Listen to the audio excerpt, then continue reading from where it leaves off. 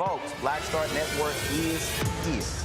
Oh, no punches! I'm real revolutionary right now. Support this man, Black Media. He makes sure that our stories are told.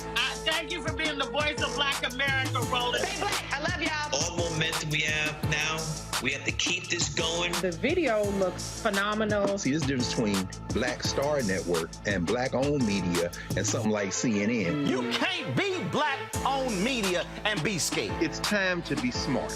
Bring your eyeballs home. You dig?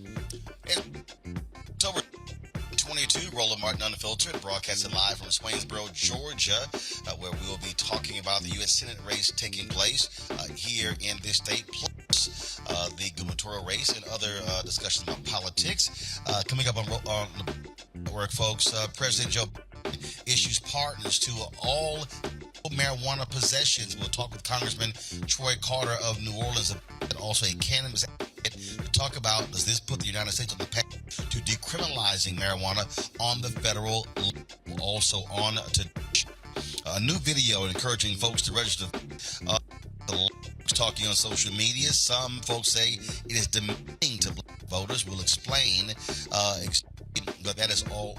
Also, two cases involving men who have been murdered by police while suffering a mental crisis. In New York, a family received millions of dollars for their loved one, and a Michigan was 43 seconds on Sunday. We'll tell you about the details of plus felony charges are in the Flint, Michigan water crisis, and also in Mississippi.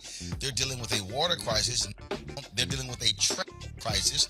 The company that handles trash, the city says, in 2 days they will start picking up trash. There in folks, is bring the funk. I'm Roland Martin Unfiltered on the network. Let's go. He's got it. Whatever the miss, he's on it. Whatever it is, he's got the scoop, the fact, the find. And when it breaks, he's right on time and it's rolling. Best believe he's knowing. Putting it down from sports to news to politics. With entertainment just for kicks, he's rolling. It's on go, y'all. It's Roland Martin, Rolling with Roland now. He's funk, he's fresh, he's real, the best, you know he's Roland Martin now.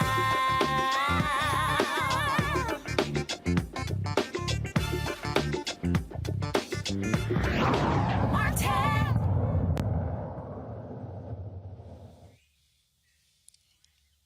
3 hours ago, from the another promise kept, another promise. President Joe Biden. Today, the president announced that he was issuing pardons to everyone who has been convicted of a simple marijuana possession. He's also encouraging governors across America to do the exact same thing. This has been one of the issues that was often talked about, because now in the United States, you have a number of states that have actually decriminalized marijuana, and folks are out there making billions of dollars off of marijuana being legal. A number of individuals are going to prison or still in prison as a result of marijuana convictions. In addition to the pardon, he also is instructing the Secretary of Health and Human Services to begin to review the classification of marijuana. Potentially could lead to the decriminalizing of marijuana on the federal level. We want to talk about this with Congressman Troy Carter out of New Orleans. Glad to have you on the show, Congressman.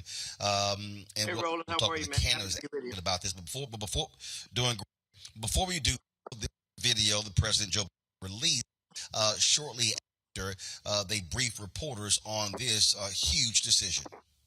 As I said when I ran for president, no one should be in jail just for using or possessing marijuana. It's already legal in many states, and criminal records for marijuana possession have led to needless barriers to employment, to housing, and educational opportunities. And that's before you address the racial disparities around who suffers the consequences. While white and black and brown people use marijuana at similar rates, black and brown people are arrested, prosecuted, and convicted at disproportionately higher rates. So today, I'm taking 3 steps to end this failed approach. First, I'm announcing a pardon for all prior federal offenses for the simple possession of marijuana. There are thousands of people who are convicted for marijuana possession who may be denied employment, housing, or educational opportunities as a result of that conviction. My pardon will remove this burden on them. Second, I'm calling on all governors to do the same for state marijuana possession offenses. Third, the federal government currently classifies marijuana as a Schedule I substance, the same as heroin and LSD, and more serious than fentanyl. It makes no sense. So I'm asking the Secretary of Health and Human Services and the Attorney General to initiate a process to review how marijuana is scheduled under federal law. Even as federal and local regulations of marijuana change, important limitations on trafficking, marketing, and underage sales should stay in place. Too many lives have been upended because of our failed approach to marijuana. It's time that we right these wrongs. Congressman Troy Carter, a lot of folks have been talking about this in the last 3 hours since the president made the decision. How significant is this issuing pardons for everyone who has been convicted of simple marijuana possession? Roland, it's huge. We applaud the president for his action today.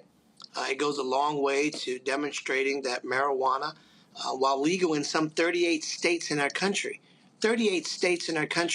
it's in some capacity is legalized.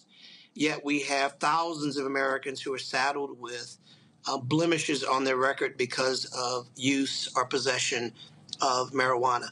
We know that prosecutions have been disproportionately executed, that communities of black and brown and yellow have been in the eye of the cone of the storm, if you will.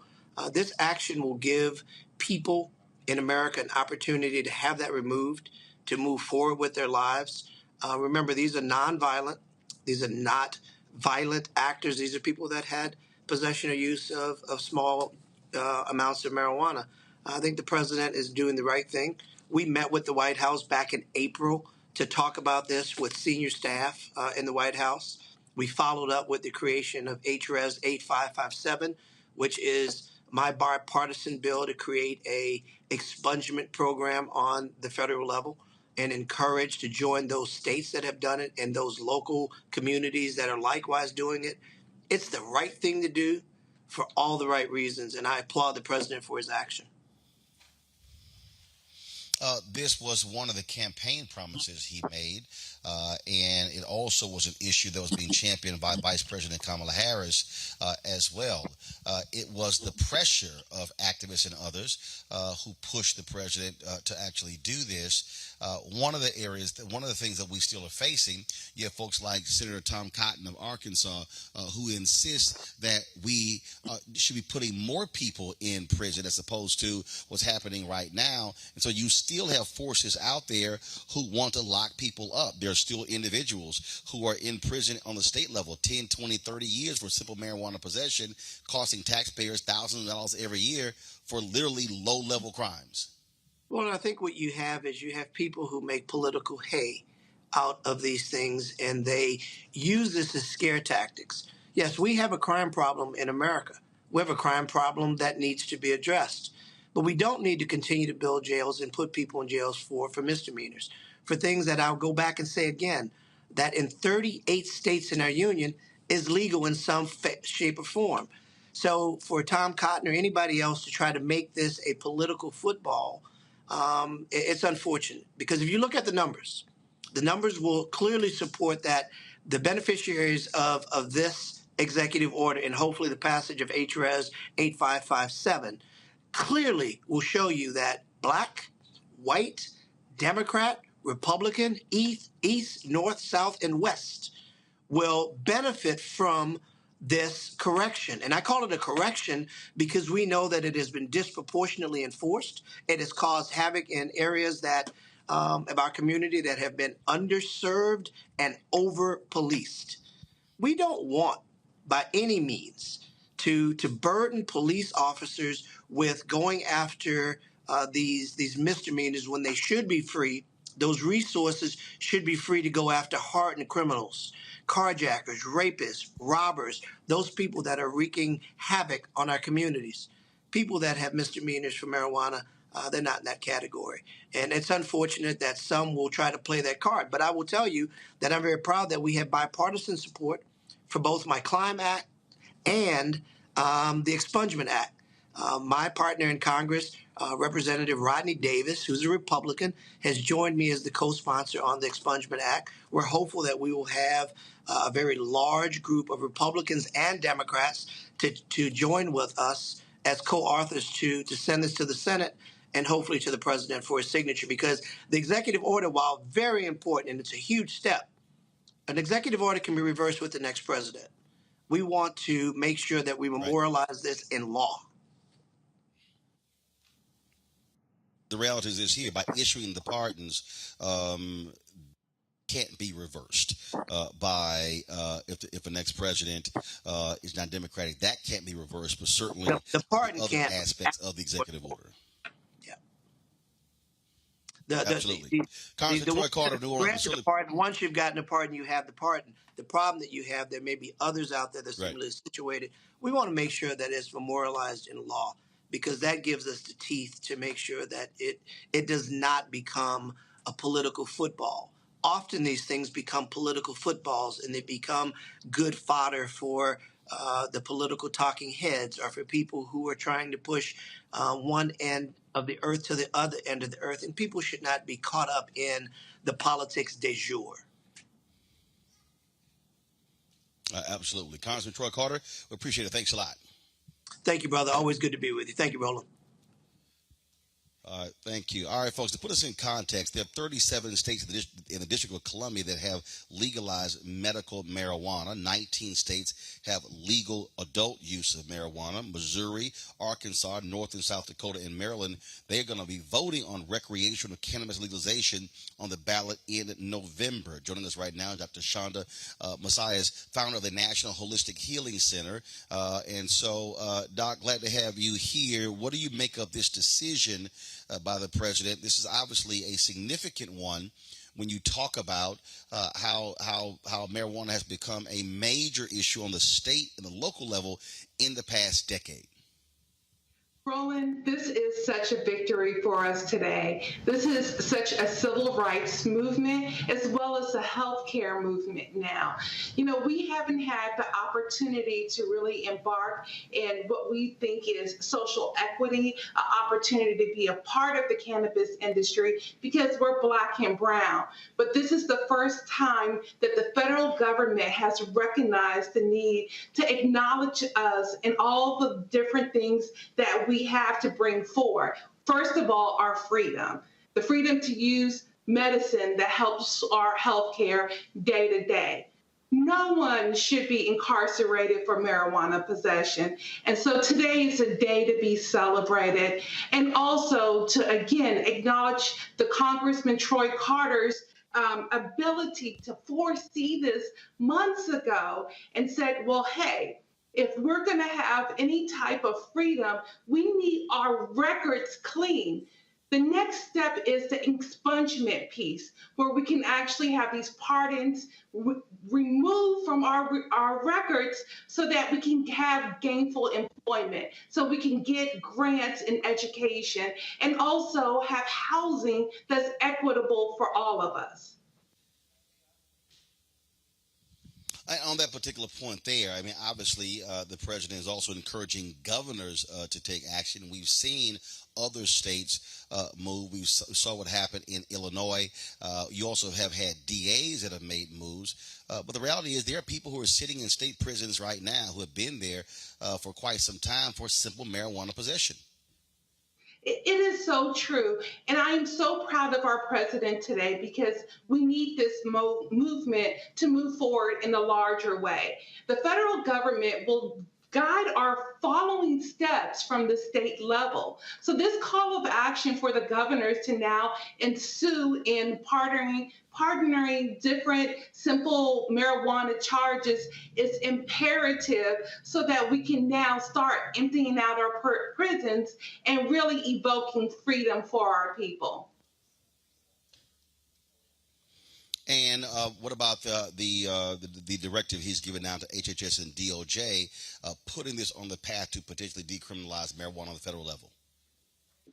Roland, you know, what's so important is that people in the past have tried to demonize cannabis to be very comparable to heroin or fentanyl or other opioid usage. As we know, cannabis is actually a therapy that can replace opioid usage. So now actually being able to deschedule cannabis and be able to have more research opportunities and to really investigate the fundamental properties of cannabis so patients can start to evoke really true health care is what is needed. And I believe in descheduling, and I believe that we now need the research that is possible to make this medicine accessible to all patients.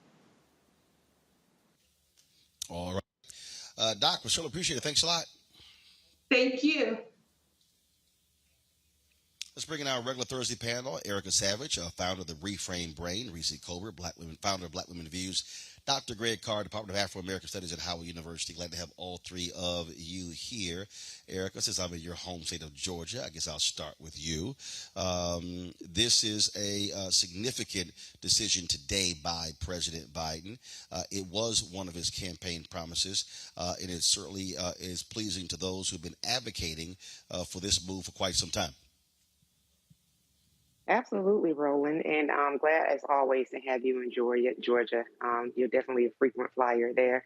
One of the things I will say about President Biden's, in terms of the decision that he made and shared with the American people today, is when you're thinking about what the conversation has been of late, it has been specifically, particularly in the political realm, around Black men and Black man voters. And Reese's pointed out several times throughout her books, throughout her sharing throughout her channel, that, you know, though Black women make up a lion's share of the Democratic base, right next to us is Black men. And so when we look at the implication of having an ounce or less of marijuana, simple possession of marijuana being a felony charge, that President Biden is essentially saying that that will be wiped away. You're talking about the ability to enter life very much so differently.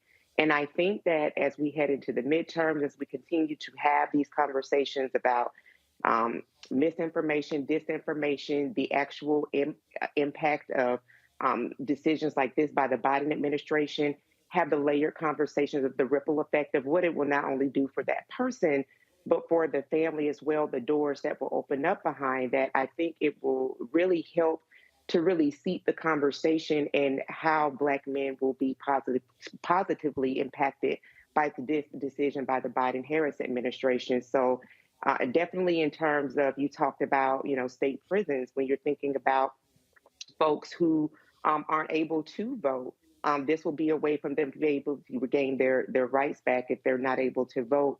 We are again talking about a decision that not only positive impacts Black men, Black and brown people, but people at large, because as it was already said, the rates of usage across all racial lines is pretty much equal. But, you know, we're going to talk about this later in the show with regard to rap lyrics, and then how, you know, there have been 2 Black men have been granted new trials with the decision to throw out rap lyrics and things of this nature. This is another way to help de-weaponize what it means to be Black in this country. And I think that it is something that should be celebrated, and definitely something that should be in the conversation as we continue to talk about voting, the importance of voting, the importance of judges, the importance of having right leadership and holding people to promises made that they have absolutely ensured that they kept, in policies that were successful in the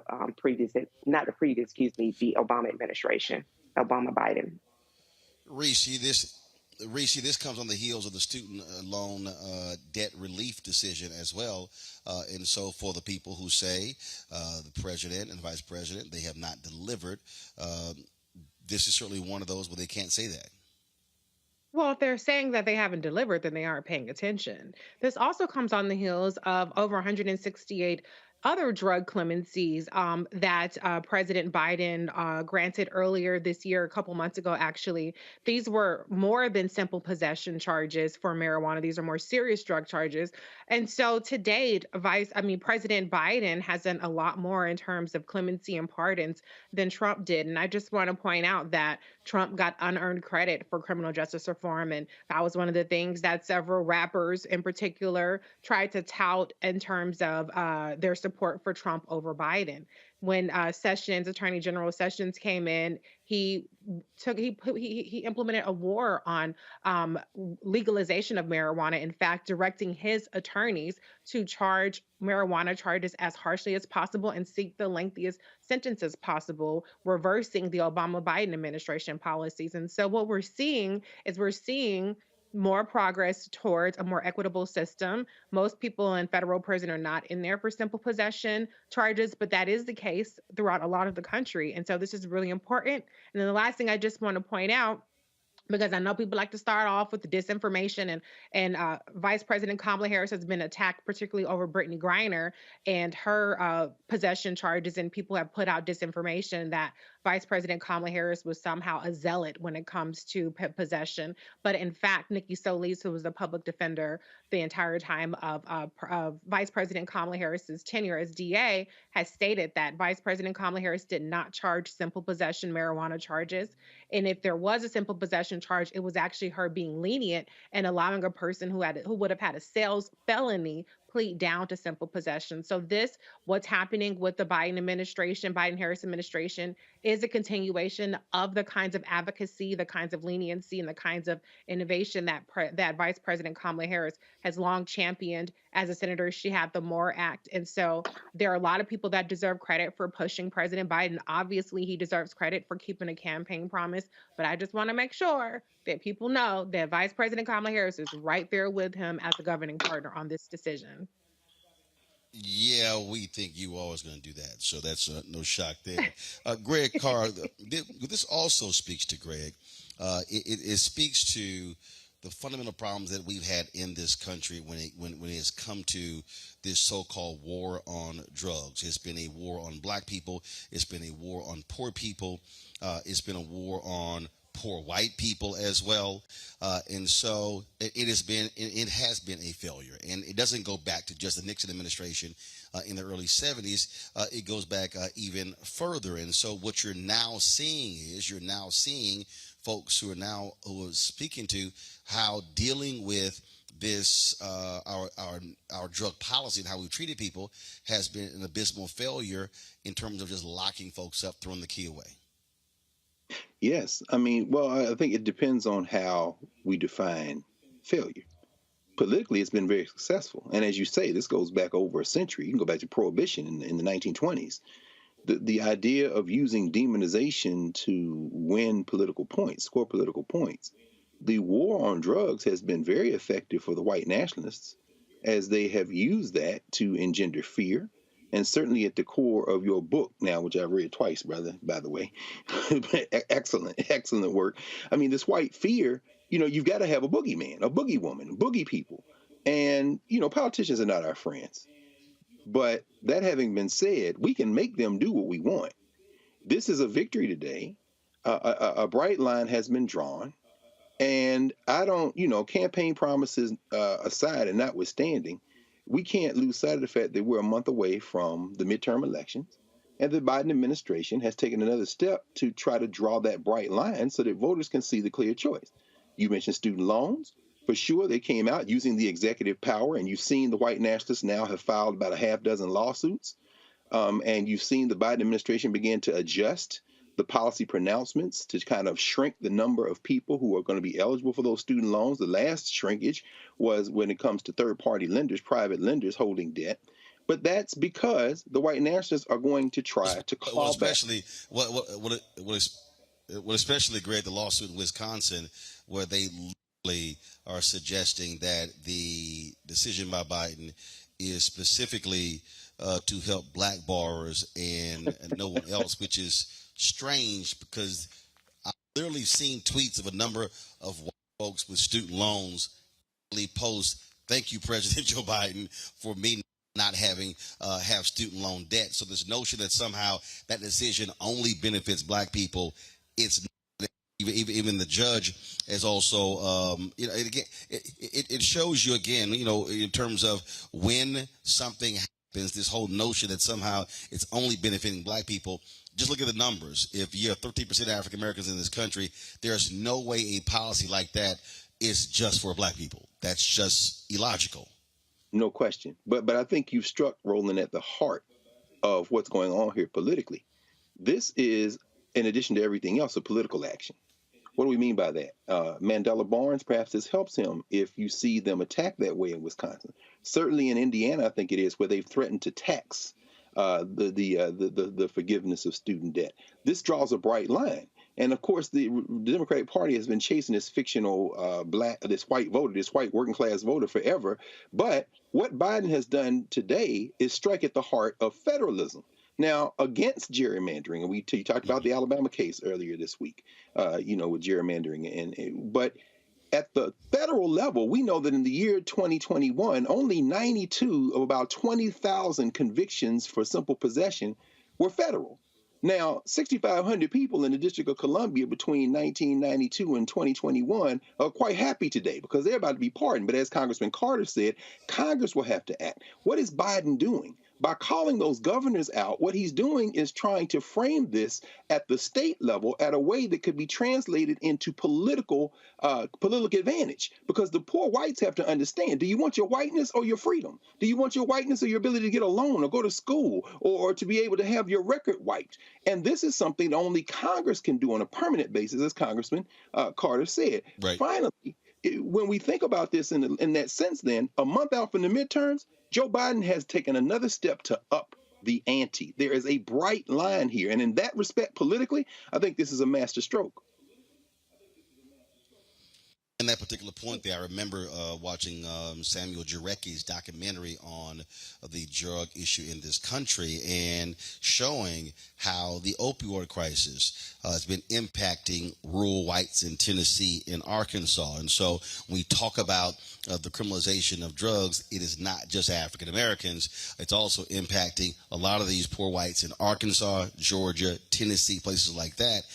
And so that's why today's decision is also significant as well. Hold tight 1 second. Got to go to a break. We come back. We're going to talk about this new commercial, this new video that's been put out by an advocacy group that's got a lot of people upset, ticked off, mad. And so we're going to discuss that next. We'll also, of course, talk about also, first of all, our Black and Missing, which we always focus on. Also, a couple of cases in Michigan. A man shot nearly 40 times in almost 3 seconds by cops there, and the family of another man who was killed having a mental breakdown. They're going to be receiving several $1 million. We'll tell you more about that as well. Plus, we'll be having a conversation here in Swainsboro, Georgia, about this year's election with a panel of elected officials and others talking about what issues matter to voters here. Everything in Georgia is not about Atlanta, the metro area. It's also what's happening in rural Georgia as well. So with all of that on Roland Martin Unfiltered, don't forget, download the Black Star Network, Apple phone, Android phone, Apple TV, Android TV, Roku, Amazon Fire TV, Xbox One, Samsung Smart TV. You can also support us, Bring the Funk Fan Club. Check and money orders, go to P.O. Box 57196, Washington, D.C. 20037-0196. Cash App is $RM Unfiltered. PayPal is R Martin Unfiltered. Venmo is RM Unfiltered. Zelle is Roland at RolandSMartin.com. Roland at RolandMartinUnfiltered.com.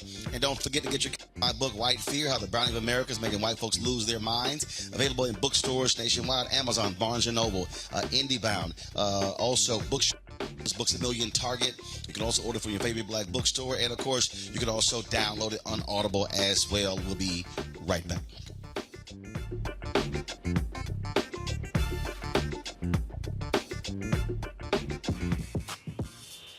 When we invest in ourselves, our glow, our vision, our vibe, we all shine. Together, we are black beyond measure. It's about us. Everybody out together. We are in sunny South Dallas. The election is coming up. It's super important that folks know who they are voting for, but more importantly, what they are voting for. Everybody, y'all, we got the free shirts and free lunch right over here. Freedom is our birthright. No matter what we're up against, we're sending a message in Dallas and Texas and in this country. We won't back down. That's what this bus tour is all about. The housing cost is one of the most capitalized areas that we have found. People who are marginalized, that are brown and black, we are suffering the most, and I think that we have the biggest vote and the biggest impact in this election. I'm voting for affordable housing, for sure. We should not be paying the cost of a utility failure because our elected officials are too proud to say, we need help. I know that we can bring out our people to vote. It's a part of our birthright. Right. It's a part of our heritage, and surely it's a part of our present and part of our future. That's right. That's what's up. And we won't black down. Forward that message to 5 friends, because in that message, it's got links to how to get registered, how to check your registration status. Like I said, 2:30 we'll start rendezvousing right here on this street. I am voting to let our voice be heard in the rural communities that, hey, we are people too. There are things that we need. Free shirts, free food, and lots of power. We are in Longview, Texas, where Black Voters Matter, 365. Whatever type of oppression a white supremacist throws our way, we will not black down. We are in relentless pursuit of liberation of our people. Freedom is liberation for black bodies and black communities to make economic change through political power. Freedom is choice. We won't black down. We won't black down. We won't black down. We won't black down. We won't black down. We won't black down.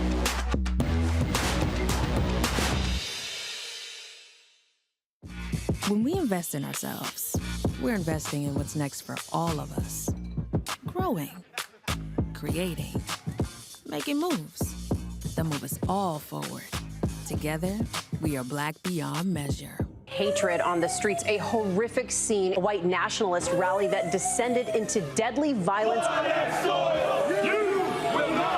White people are losing their damn minds. As an angry pro-Trump mob storms the U.S. Capitol, we've seen we're about to see the rise of what I call white minority resistance. We have seen white folks in this country who simply cannot tolerate black folks voting. I think what we're seeing is the inevitable result of violent denial. This is part of American history. Every time that people of color have made progress, whether real or symbolic, there has been what Carol Anderson at Emory University calls white rage as a backlash. This is the rise of the Proud Boys and the Boogaloo Boys. America, there's going to be more of this. Here's all the Proud Boys, guys. This country is getting increasingly racist in its behaviors and its attitudes because of the fear of white people. The fear that they're taking our jobs, they're taking our resources, they're taking our women. This is white fear.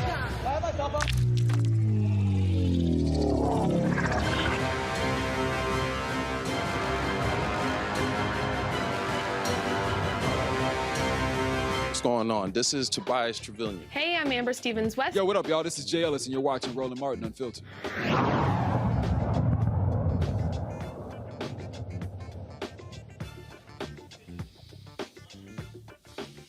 All right, this video dropped the other day on social media. Let's just say, some folks say genius, others say it's awful. Roll it. Yeah. Trey checks, I think we got one. It's voting season, bruh. No voting, no loving. No voting, no touching. No voting, no nothing. No voting, no fucking, no voting, no fucking. No voting, no loving. No voting, no touching. No voting, no nothing. No voting, no fucking, no voting, no fucking. BLK app looking for some action. Swear the homie stop what's happening. Face is a 9, abs is a 10, D is a to be determined. He got mad jokes, he don't seem broke. The only red flag, he said he don't vote. This midterms for all the single cuties. Wanna hit this booty, gotta do your civic duty. No voting, no loving. No voting, no touching. No voting, no nothing. No voting, no fucking, no voting, no fucking. No voting, no loving. No voting, no touching. No voting, no nothing. No voting, no fucking, no voting, no fucking. Yeah, don't stop now. Stop my ballot box again. But my homegirl through. Put the buy in partisan. Politics be so nasty. Make me wanna flirt ya. Show you how to be a poll worker. Legs in the air, I don't care. Anyone could get it. Universal health care. If you wanna come before the deadline. Come in the jacuzzi. Gerrymander this coochie. No voting, no love. No voting, no touch. No voting, no nothing. Can't let me down. Gotta stand up for something. No voting, no loving. No voting, no touching. No voting, no nothing. BLK, we gon' stand up for something. Yeah, that's right. No voting, no loving. If the coochie is the goal, go hit the polls. Period. Got it.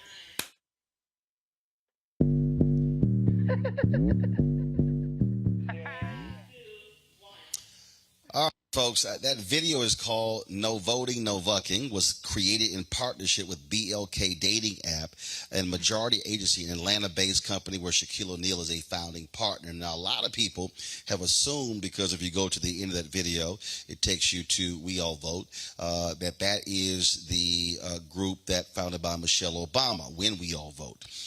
And that is not the case. I talked to them today, and they said they provide the back end, or allowing folks to partner with various groups where people can actually click through to check their voting status. And so that's one of the reasons why you see that on there. But the folks at When We All Vote said they had nothing to do with this spot. We're not involved in the creative. Didn't even, they said they don't do those type of videos, and we reached out to BLK's head of brand marketing, Jonathan Kirkland, and the folks at Majority Agency. Neither responded to our request to appear on the show. Greg, I want to start with you. I've seen a lot of black men on social media ticked off at this particular video. I saw people saying this is what the Democratic Party does to reach black voters or black men. Then, of course, I had to explain to a couple of people that, first of all, this wasn't the Democratic Party that did the video. This was actually a dating app that did the video. And this is one of those things that often happens when it reminds me of 2020 when a filmmaker partnered with several strippers in Atlanta and put out a video encouraging folks to vote. And folks took offense to that as well, saying this is how the Democratic Party targets African Americans. But that wasn't the party. It wasn't the DNC, DCCC, DSCC. These were individuals. We interviewed that filmmaker, if it was a female filmmaker, on the show as to why they actually did it. And so, but this is the thing that sort of happens when you see these videos and people associated with the party, associated with individuals or groups, not realizing that, frankly, anybody can do whatever video they want to do. Absolutely, man. What I'm about to say, I'm gonna say as an African person born and raised in Nashville, Tennessee, in the South, with a set of values and cultural grounding, would probably be called respectable politics. That video made me wince. It absolutely made me wince. But I'm also saying this as an African person who loves black people, who understands what's at stake. I really couldn't care less what people who would argue hard about respectability have to say if that's going to reach people. And here's the bottom line, as far as I'm concerned. Back in the early 20th century, late 19th century, 1899, Yasantewa in what is now Ghana, the Queen Mother of Ejisu, challenged the men of Ashanti to fight against the British. And she said, if y'all not going on the battlefield tomorrow, fine, you stay here. But when we go out there and defeat the British, the women of Ashanti, when we come back, you are not welcome in our beds. As the story goes, they tell in Ghana, the entire Ashanti nation was out there the next day to start what became the Yasantewa War. About 2,400 years ago, Aristophanes, a Greek playwright, wrote a play called Lysistrata. In that play, the women of Greece told the men that if you don't stop fighting each other, none of you are welcome in our beds. And finally, a few years ago, Nick Cannon and Wesley Snipes and Tiana Paris and them made a black version of Lysistrata set in Chicago called Chirac, which made the exact same point. The sisters in this remake of Lysistrata said, if y'all don't stop killing each other in Chicago, ain't none of y'all welcome in our beds. I don't give a damn what happens. If that's going to reach these cats to get them out to vote, let old man like me wince. Play that thing 1,000,000 times, go out there and vote and overwhelm them. That's as far as I'm concerned. I mean, that's all I got on it. Mm-hmm. The thing that's interesting, a lot of people, Reese, forget what Greg just described. That actually happened also in Liberia, where the women of that country said, all right, this war is going on too long. Y'all keep fighting. Nobody's having sex. The war very quickly. And so we've seen this actually happen in other countries. And so, but it's interesting, again, a lot of folks who have been attacking the video and saying it's wrong, it's demeaning, that's not how you actually should be reaching black men. And the is here. When you look at voting, black women are the number one voting bloc for Democratic Party. Black men are actually number two. So we were talking about something that's significant here. But the thing to go back to is you can't control what videos that they make. I mean, whatever they make. We're living in a world where there are no gatekeepers. You can actually create something and all of a sudden look up and you have 5, 10 million, 20 million views that have nothing to do. They were never sanctioned by party or a group. And yeah, Reese, go ahead.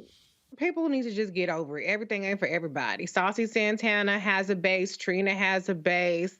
I'm a material girl. My Chanel 9 boots, all these things still jacking because they know I'm the truth. Hey, like it's for some of us. If it ain't for you, it ain't for you. That's okay. I was just at Onyx last Wednesday, missed my flight.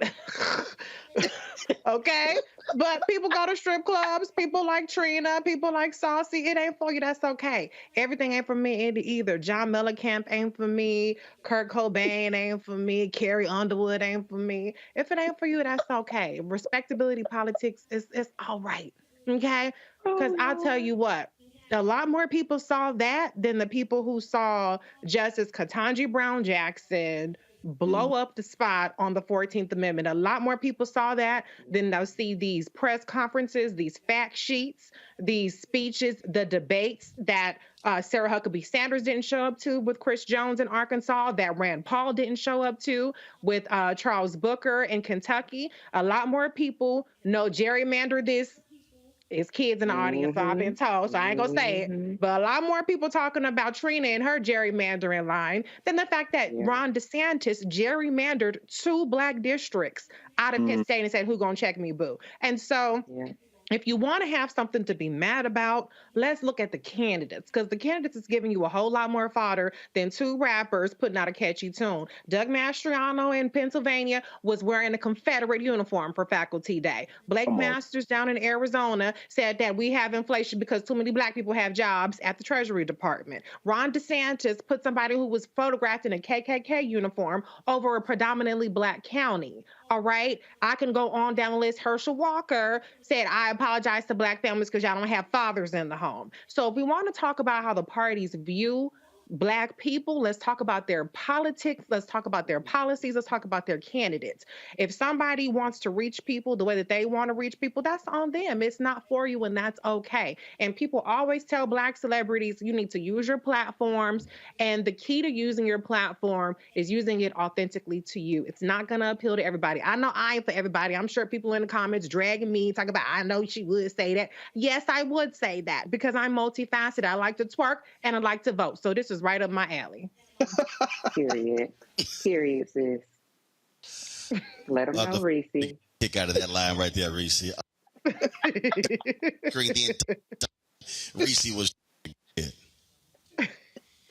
Listen, that's right, Reese. That's why y'all got to keep buying Reese and Roland's book. They keeping it real out here. I'm definitely with Greg and Reese on this one because, you know, we just had on your show, Roland, about a month ago, social media strategist that talked about how specific demographics are only using content, that short form content, as a way of them engaging information, or that's their primary way, not only. That's their primary way of engaging information, talking about Gen Z and TikTok.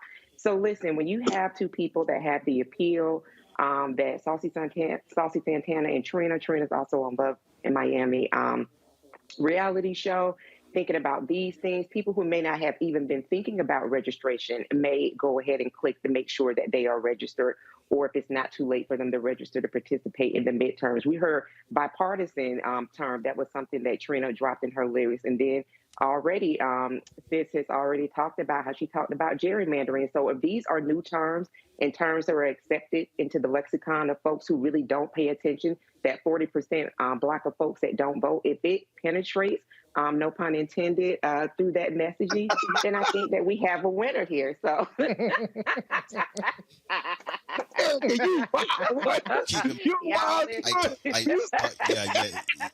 Yeah, Erica. We grown. This is Roland Martin Unfiltered. Y'all know what time these campaigns. Yeah, it didn't go over our heads. I remember all the time. Sherry Beasley, when she ran for Chief Justice of the Supreme Court of North Carolina in 2020, she lost by 400 votes. 400 votes. And so, indeed, every vote does matter. Actually, Common was actually in Atlanta today campaigning and canvassing with Stacey Abrams. And so you do have a number of people who are out here and they're doing things in different ways. Go back to it. You can be somebody, but I've several different people who've been saying, "Oh, this is how the party targets folks." It wasn't the party. This was a dating app. Actually, put this, and they were also the same people who did the video "Vax That Thing Up." And so you might remember that video as well. Got to go to a break. We come back. Our Black and Missing. We'll also talk about the two cases, two black men who were killed by cops who had a mental breakdown. And then at the top of the hour, we'll begin our conversation here in Swainsboro, Georgia, talking about what are the issues they care about here.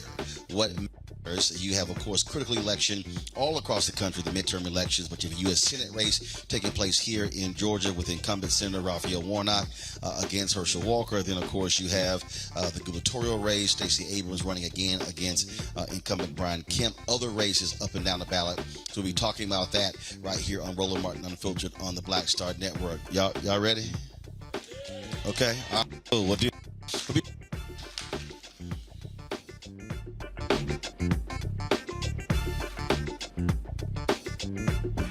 When we invest in ourselves, we're investing in what's next for all of us. Growing, creating, making moves that move us all forward. Together, we are Black beyond measure. On the next Get Wealthy, financial therapy, what it is and why it may be exactly what you need. So when you think about financial therapy, what we're talking about is how do we learn to live with our money in a way that is congruent with our values, that we understand our emotions about money, we understand our beliefs and our behaviors. That's right here, only on Black Star Network.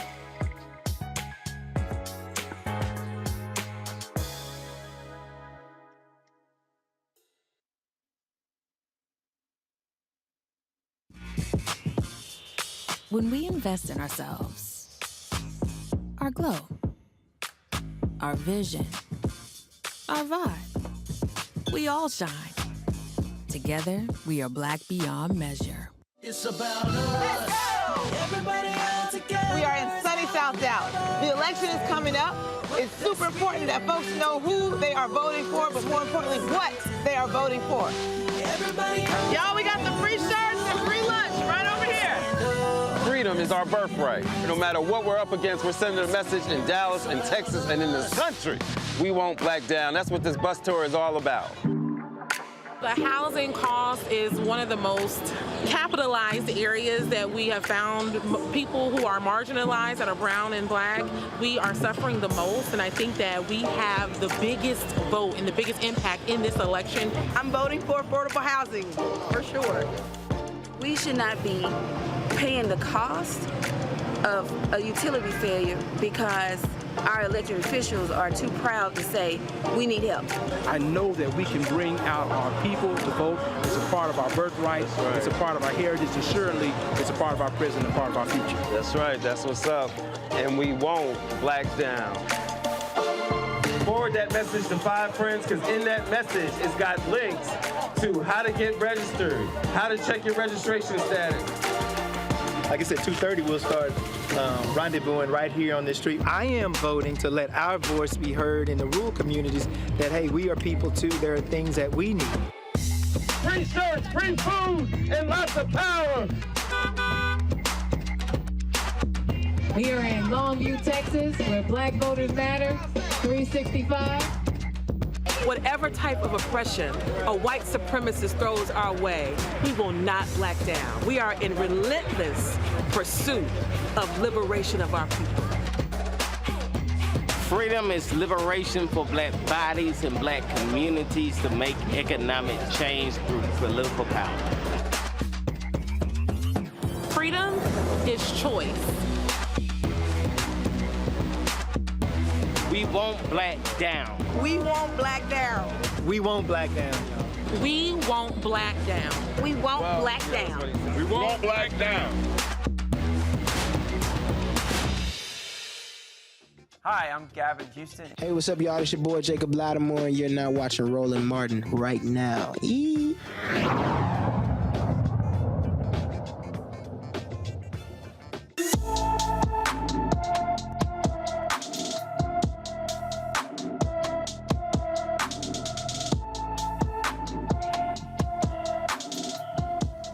Walker was last seen in Fargo, North Dakota on June 29th. The 16-year-old is 6 feet tall, weighs 140 pounds, with black hair and brown eyes. Anyone with information about Tobias Walker should call the Fargo, North Dakota Police Department at 701-235-4493,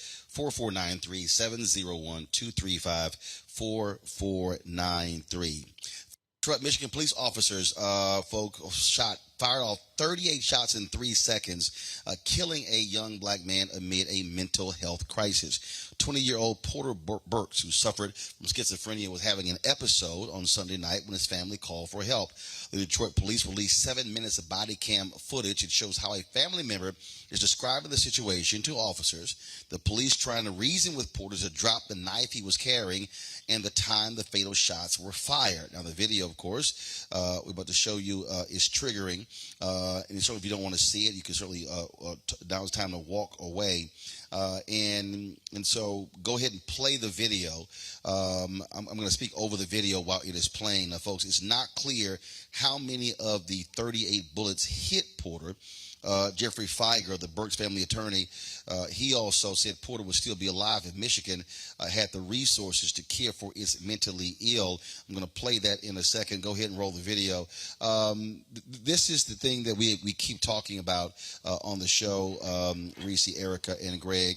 It reminds us of course, what happened in Rochester, where the city now is paying a family $12 million for the death of Daniel Prude. He suffered a mental health crisis, prompting his brother to call 911. Officers had a brief interaction with him before they pushed him face down on the asphalt with one officer's knee on his back. And again, he died. The city took responsibility for it with a settlement, but did not acknowledge any wrongdoing in his death. This is one of the greatest scares of a number of black parents, Erica, and that is calling police when a loved one is having a mental health episode. They end up dead. We covered this.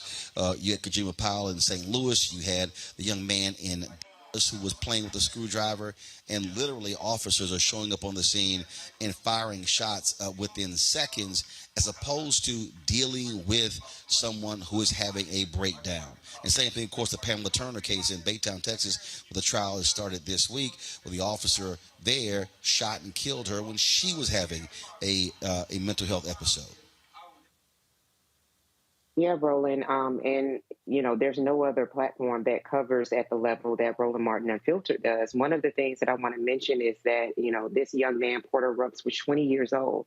And I've been traveling a bit this past month. September was Suicide Awareness Month. And I had the privilege of talking to a lot of young people who had been in college for a year or so, and just talking about from 2020 to 2021, specifically around depression, anxiety, and suicidal ideations. Suicidal ideations remain flat. A particular study that I'm talking about of college students, but depression, there was a 22% increase in depression, and anxiety, a 10.1% increases. And some of the things that these young people were telling me, you're talking about young folks the same age as the late Porter, you're talking about they were traversing through not only COVID, but just a number of depression, anxiety because of the way the world was operating, things that were happening at home. And so this is why we're continuing to see amongst young people a very significant mental health crisis that definitely, those specialists had continued to sound the alarms about even before COVID-19. So here we are with the police assassinating another Black body, and then doing something that we've seen all too familiar, which is handcuffing this person who is now transitioned. And then I read that they actually dumped his body by the hospital. So when you're talking about mental health, when you're talking about human experience, and then you're talking about law enforcement for someone, and I've been very honest and vulnerable about this, that has a suicide safety plan in place. I have that in place because I would not, especially during the very, very early parts of my brain injury, would not want to have, and this was, a decision as well, would not want to have any part of law enforcement if I were to have a break, if I were to go into crisis, so to speak. I would want people that I trust, people that have had some type of mental health first aid training, people who are not trigger happy, who are not state station assassins around me. So I think that as we continue to really talk about these things, realizing the impact that it's having on people around us, also to understand that for folks that are listening to this, if you do have somebody who is in a mental health crisis, and not saying not to, there are other numbers that you can call as well. If you do have to call law enforcement, do what needs to be done. But please make sure that, all efforts are exhausted to get, unless having to get law enforcement, involved, because as we see here with this young 20-year-old man, the consequences continue to be lethal, and definitely send condolences to his family and hope that they absolutely get what it is that they should get in terms of some responses for the way that law enforcement engaged Mr. Ruggs. Reese, you've had people who have criticized defund the police, those who advocate for shifting of resources. They've talked about for mental illness. There have been so many cases in this country where people literally are dead as a result of sending police officers to the scene to deal with mental health crisis. We also have the story, it was also in Rochester, where they put a bag over this young man's hand and he was suffocated as a result. The reality is San Francisco, they made changes to their policy there, shifting resources, and when they would get a mental health call, they would send a mental health worker to the scene first and not police. Absolutely. I mean, I know that there's an inclination for people to say, Black families, stop calling the police when your family member is having a mental health episode. But I think we can all agree that that is the absolute last resort. And so what we need to do as a society, it's not going to be a more instant fix to fix these trigger happy cops who think they can just kill Black people at will and get away with it. However, like you just mentioned in San Francisco, we can get more mental health resources to these places and try to offload some of the work that is going straight to the police to people who are trained professionals. But in addition to that, we need to make more investments in mental health, period. By the time somebody's having an episode, there are multiple steps and there are multiple times that somebody could have intervened if they had access to mental health resources. You're down in Georgia, Roland, and I believe you are too, Erica. In Georgia, 94% of the counties have a mental health shortage professional. Stacey Abrams is a person who wants to fix that. Brian Kemp is not. Raphael Warnock, who's running for Senate, has put forth several pieces of legislation to increase access to mental health. So as we look towards the elections, we're not going to be able to solve policing with the stroke of a pen, but we can at least make a lot more progress towards mental health if we keep in mind the policies and the people that are really pushing forward, genuinely increasing mental health access, not when a mass shooting happens and then the Republicans try to say, oh, well, it's mental health, but they don't do a doggone thing to get those accesses, those resources expanded. We can put the people in place that will do it now. Hey, Greg, here it's very simple. You take Rochester. They just had a $12 million settlement. I wonder how much of their city budget goes to mental health services. I mean, and this is the thing. We're now seeing multi-million-dollar settlements reaching in excess of $1 billion. And so cities are spending money to settle police abuse cases.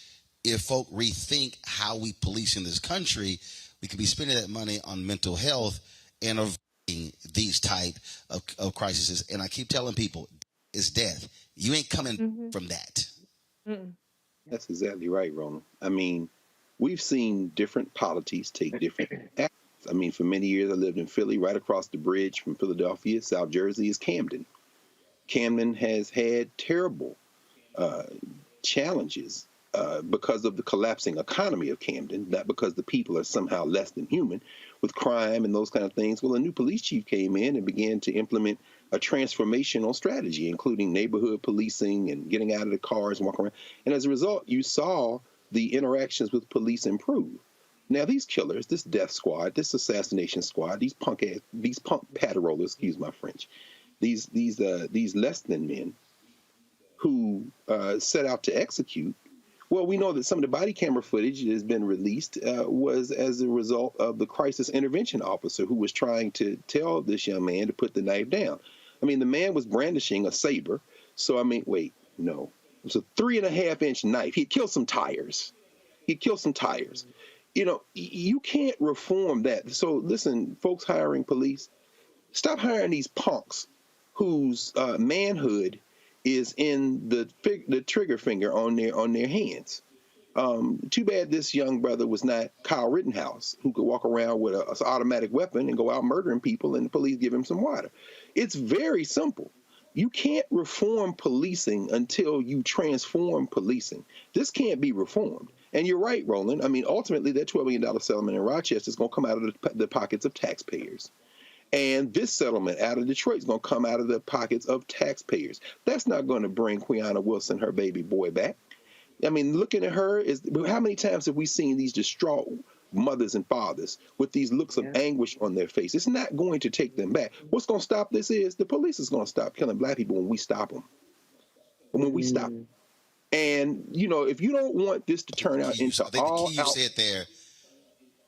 Yeah, go ahead. I'm sorry. Go ahead, bro. You said that when you said transform. You say reform, you said transform. But yes, I just have to keep reminding people again, when someone says they're gone, a check does not cut it. I don't care how much it is. I don't care if the settlement was $50 million. That's right. It's still gone. And again, 20 years old, expectancy, 74 years old. Brother had 50 plus years of life ahead of him, now gone. And so that's what is so sad there. And so hopefully we'll see more mayors and city councils realize they should be investing in mental health services. And that's a staggering number you gave, Reese. 94% of the counties here in Georgia. Is that what you said? Counties. 94% of the counties have a mental health professional shortage. Yeah, and I was there when that collapse started. That started back in like 06, 07. And it was bad just watching those behavioral health services collapse. All right, folks. We appreciate y'all joining us on the panel. We are going to take a break. We come back. We're going to start our discussion here in Swainsboro, Georgia, folks. We are here on the ground. Election day less than 40 days away. Early voting starts on October 17th. When we come, we're going to talk about what are the issues folks care about here, what matters, and we'll, of course, be looking at the Senate race, looking at the gubernatorial race, and talking about those issues. You're watching Roland Martin Unfiltered on the Black Star Network. Download the app on all platforms: Apple phone, Android phone, Apple TV, Android TV, Roku, Amazon Fire TV, Xbox One, Samsung Smart TV. You can also, of course, join our Bring the Funk fan club. Check-in money orders. Go to P.O. Box 57196, Washington, D.C., 20037-0196. Cash App, $RM Unfiltered. PayPal, R Martin Unfiltered. Venmo is RM Unfiltered. Zelle, Roland at RolandSMartin.com. Roland at RolandMartinUnfiltered.com. And, of course, my new book is Get It, White Fear, How the Browning of America is Making White Folks Lose Their Minds. We have been, of course, I've been a media tour all across the country. The conversation, talking about not this superficial media conversation of economic anxiety, talking about what the real issue is, and that is the loss of power and resources. And so, again, you know where to get that book on Audible. Get it at a bookstore near you. And we'll be in Houston, Texas tomorrow with Voters Matter at Texas Southern University. Looking forward to joining them. 5 to 7 locals. We'll be broadcasting 6 to 8 p.m. Eastern. A number of candidates will be coming through there. Plus, folks with the NAACP, Urban League, and many other organizations talking about the importance of voting, but also the issues that matter to voters there in Houston and Texas as well. And don't forget, I'll be in St. Louis on Sunday with the East St. Louis NAACP. More on Tuesday with a conversation with Dr. Walter Kimbrough as well. So busy week. We'll be right back.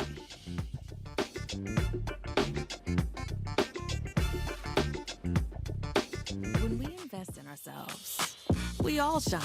Together, we are black beyond measure. I've always said this, rather than to continue to fight for a fair piece of the pie and the equal slice of the pie, I want my hand on the knife that cuts the pie. And to that extent, who bakes the pie and who puts it in? And that's one of the things that got me involved in going into politics in the first instance. I'm tired of people making decisions for me and mine. I want to be a part of that decision-making process. And luckily, it has paid off in terms of seeing the progress that many people in America have made, particularly the people of color. One thing bothers me now that we seem to be losing that. By saying that we've got to be more concerned with other people than those people who were here. We built America.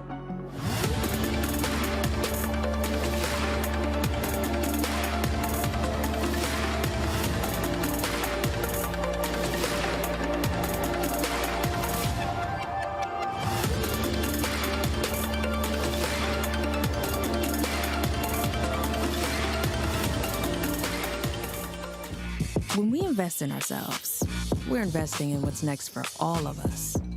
Growing, creating, making moves that move us all forward. Together, we are black beyond measure. Hatred on the streets, a horrific scene, a white nationalist rally that descended into deadly violence. White people are losing their damn minds. As an angry pro-Trump mob storms the U.S. Capitol, we've seen shootings. We're about to see the rise of what I call white minority resistance. We have seen white folks in this country who simply cannot tolerate black folks voting. I think what we're seeing is the inevitable result of violent denial. This is part of American history. Every time that people of color have made progress, whether real or symbolic, there has been what Carol Anderson at Emory University calls white rage as a backlash. This is the rise of the Proud Boys and the Boogaloo Boys. America, there's going to be more of this. Here's all the Proud Boys, guys. This country is getting increasingly racist in its behaviors and its attitudes because of the fear of white people. The fear that they're taking our jobs, they're taking our resources, they're taking our women. This is white fear.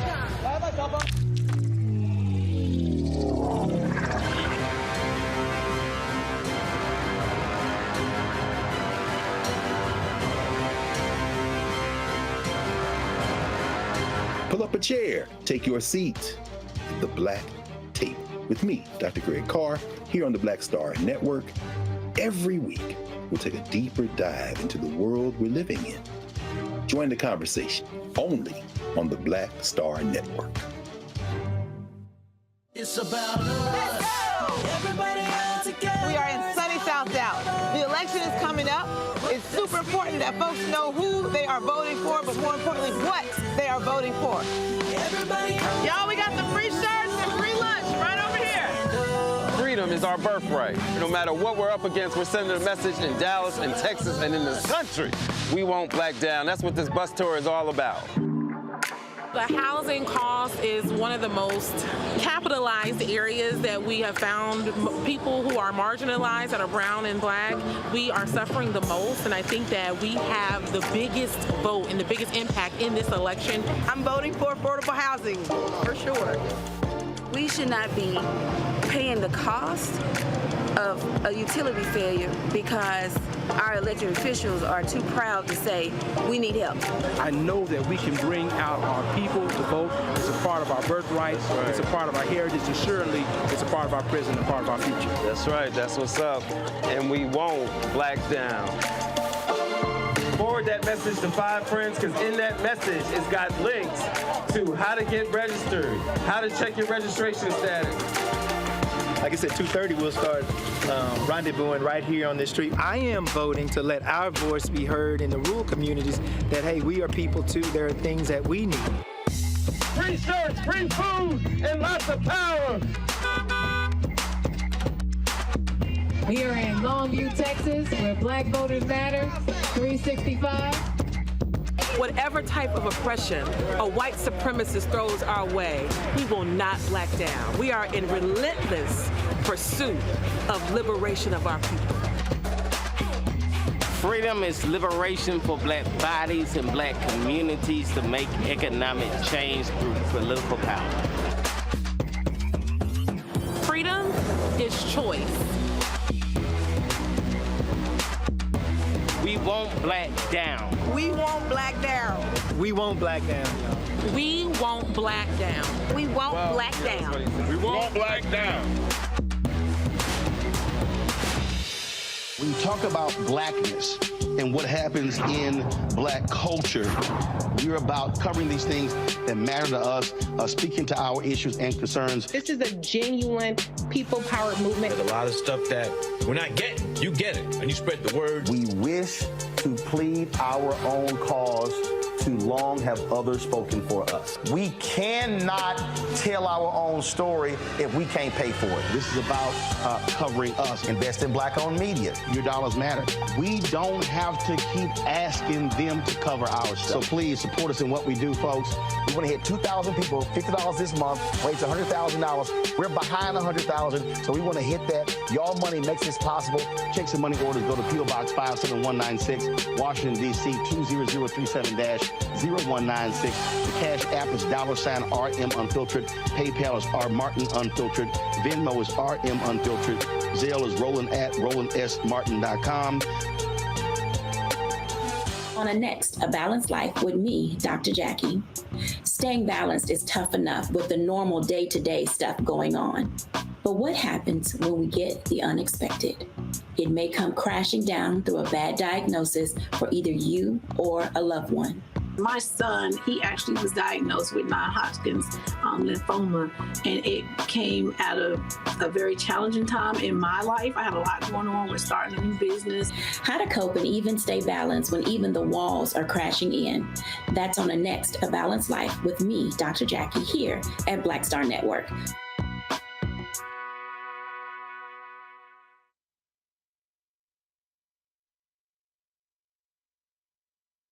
Hey, I'm Arnaz J.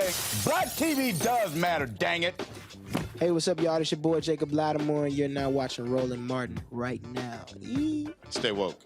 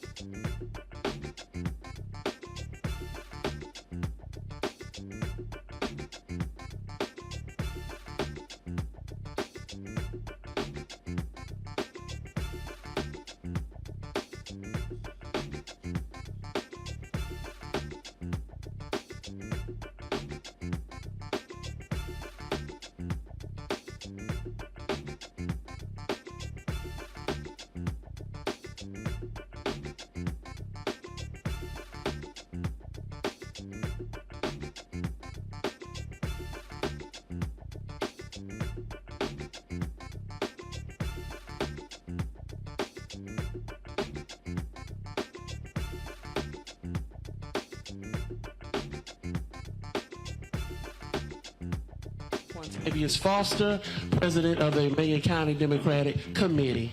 Thank you and welcome to our event. The urgency of now. I'm only here to announce our MC, Miss Janet Jackson. Y'all give it up for her.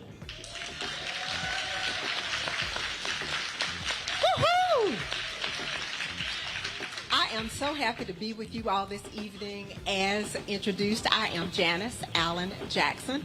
I am the host of the Local Matters podcast, which is available on Apple, SoundCloud, and Spotify, based in Augusta, Georgia. And our purpose is to help people become more confident voters and more engaged citizens. So I am pleased to be a part of this program called The Urgency of Now. And of course, we welcome Mr. Roland Martin to Southeast Georgia. Happy to have you in our state. Please give it up for him. We always, of course, want to get this off on the right foot, and the right foot is with prayer. So we are going to invite Delmas Mosley up to give us an opening prayer. Let us bow our heads. Father, in the name of Jesus, we ask that thou will bless, guide, and direct this occasion. We ask you to give us knowledge, wisdom, and understanding in the direction in which we are to take. Bless each one that's under the sound of my voice. And we give you the praise for being here, and we thank you for it. In the name of thy Son, Jesus Christ, we pray. And the people of God say amen. Amen. Thank you for that.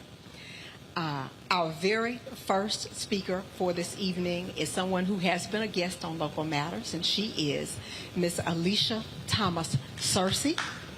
She is with us this evening as a candidate for the office of school superintendent for the state of Georgia. Please give it up for Ms. Searcy. Thank you. Good evening, Southeast Georgia. How y'all doing? It is an honor to be here, Brother Roland Martin. It is an honor to stand on this stage with you and see you again. The last time we talked, I was on your show, and I was running to be the Democratic nominee for state school superintendent. And because of the great people in this room and all over the state of Georgia, we won the primary in a four-way race with no runoff and won all 159 counties in Georgia. So thank y'all. And to this esteemed panel, and my new friends, Pastor, I will not be long, but I appreciate the opportunity to speak for just a few minutes. I appreciate the fact that I see so many young people here as well. A little bit about me. I am the first African American elected to the Georgia House of Representatives from Cobb County. Amen? To the young people in the room, I got elected at the age of 22. Yes, so I'm saying that because I need you to know that we need leadership of all ages, of all generations, and you deserve to have a seat at the table just like anybody else. I served 12 years. That was 6 terms. Spent all of that time working on trying to improve our public education system, and then left politics because I hate politics. Roland, people lie when you're in politics. They make up stuff, they tell rumors, and all I want to do is help children. So I left politics, went back to school, got a master's degree, went through a couple of superintendent training programs, got some great results as a superintendent. Our elementary school had a 43 CCRPI score. That's the state index. That's a 43 out of 100. The middle school had a 65. Teacher retention rate was 25%. But when my team and I got in there using the skills and training that I had, we got that 43 to an 85. Thank you. That 65 to an 81. And the teacher retention rate from 25% to 75%. Thank you. And so I'm sharing that with you because we have a school system that's not working. And we have a state school superintendent who's been in office for 8 years, and I'm pretty sure he's been asleep the whole time. Because if you were awake, you would know that there are some serious issues in our schools, whether it's special education, whether it is the curriculum that we are learning or not, whether it's the dropout rate, you name it, we've got challenges.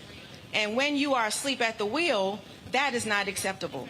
And so I'm running for state school superintendent because we need a state school superintendent who cares, who shows up in Southeast Georgia, who understands that every child in every corner of the state deserves to have access to a high-quality education. And you know, it got real serious for me on May 24th, the day that I won the primary, because that was also the day of the Uvalde shooting. And I will never forget that day because there were 19 children who went to school and never returned. And 2 teachers who were called to teach who never got to go back home. And so on May 25th, the next day, our 15-year-old was trying to go to school, and my husband and I were afraid to send her because, like so many parents, we were just concerned, like, what would happen? But we let her go to school, and when she came back, we sat down at the kitchen table and asked, how are you feeling? What are you thinking? And Layla said something to me that I'll never forget. She said, we're talking about it. It's all over TikTok, but we know nobody's going to do anything. And so when young people say, we don't think anybody's going to do anything, we've got to. And so I'm running for state school superintendent because I need Layla and the 1.7 million children in our state to know that you deserve to have a state school superintendent who will do something to keep you safe in school.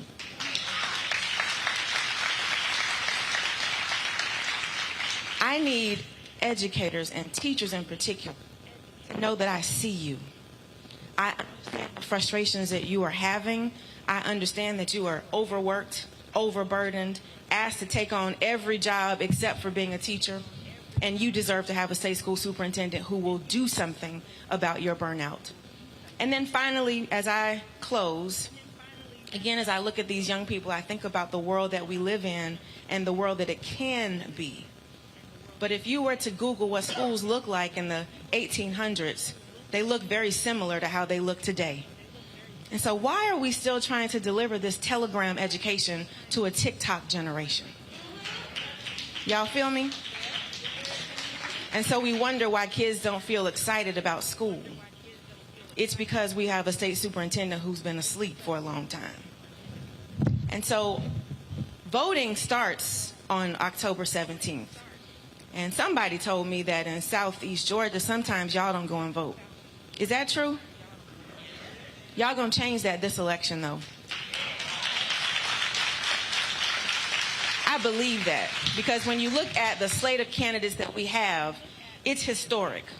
We have the most qualified, the most exciting, the most talented candidates that we've seen in a very long time. And so it ought to fire you up about all the things that are happening in our communities and knowing that voting can change those things.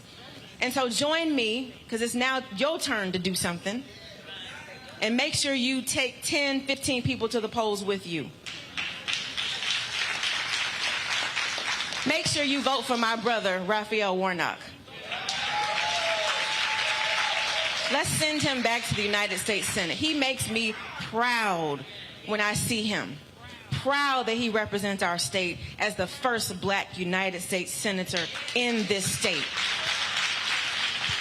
Make me the first black state school superintendent in this state.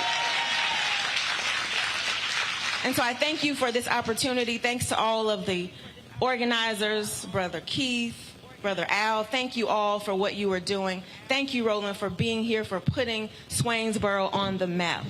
That's why I appreciate you, brother, for all that you do, not just where you live, but all over the United States of America. We love you. We appreciate you. Thank you for what you're doing. Let's go make history, y'all. Thank you.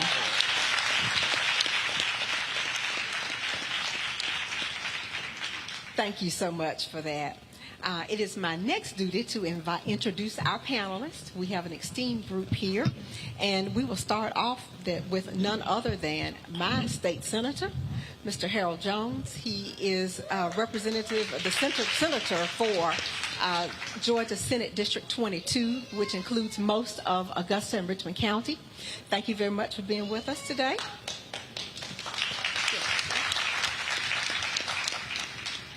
Our next panelist is Mr. Keith McCants.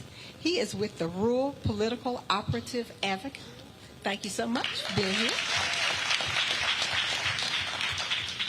Next, we have veteran legislator, State Senator David Lucas. Thank you for making your way to Southeast Georgia. And finally, we have from the NAACP, Emmanuel County Branch, Jonathan Hampton. Thank you very much. All right, let's get it. All right, so here's what we're going to do. First of all, we're not going to talk about why it's important to vote. We already know that, okay? People spend way too much time on that wastes time. I believe one of the fundamental problems when we talk about why people don't vote, we don't talk about issues. What is it that they care about? So when it comes to this community, what's the dominant issue? What should people in this community be focused on when it comes to the issues up and down the ballot, who they should be supporting for U.S. Senator, for governor? What's the dominant issue? Jonathan Hampton, first of all, I want to just say thank you all for coming to Swainsboro in Emmanuel County, and thank you for being here and your interest in rural Georgia. In our communities, because of where we are, there are a lot of grandmothers and a lot of grandfathers, aunts and uncles that are raising our children.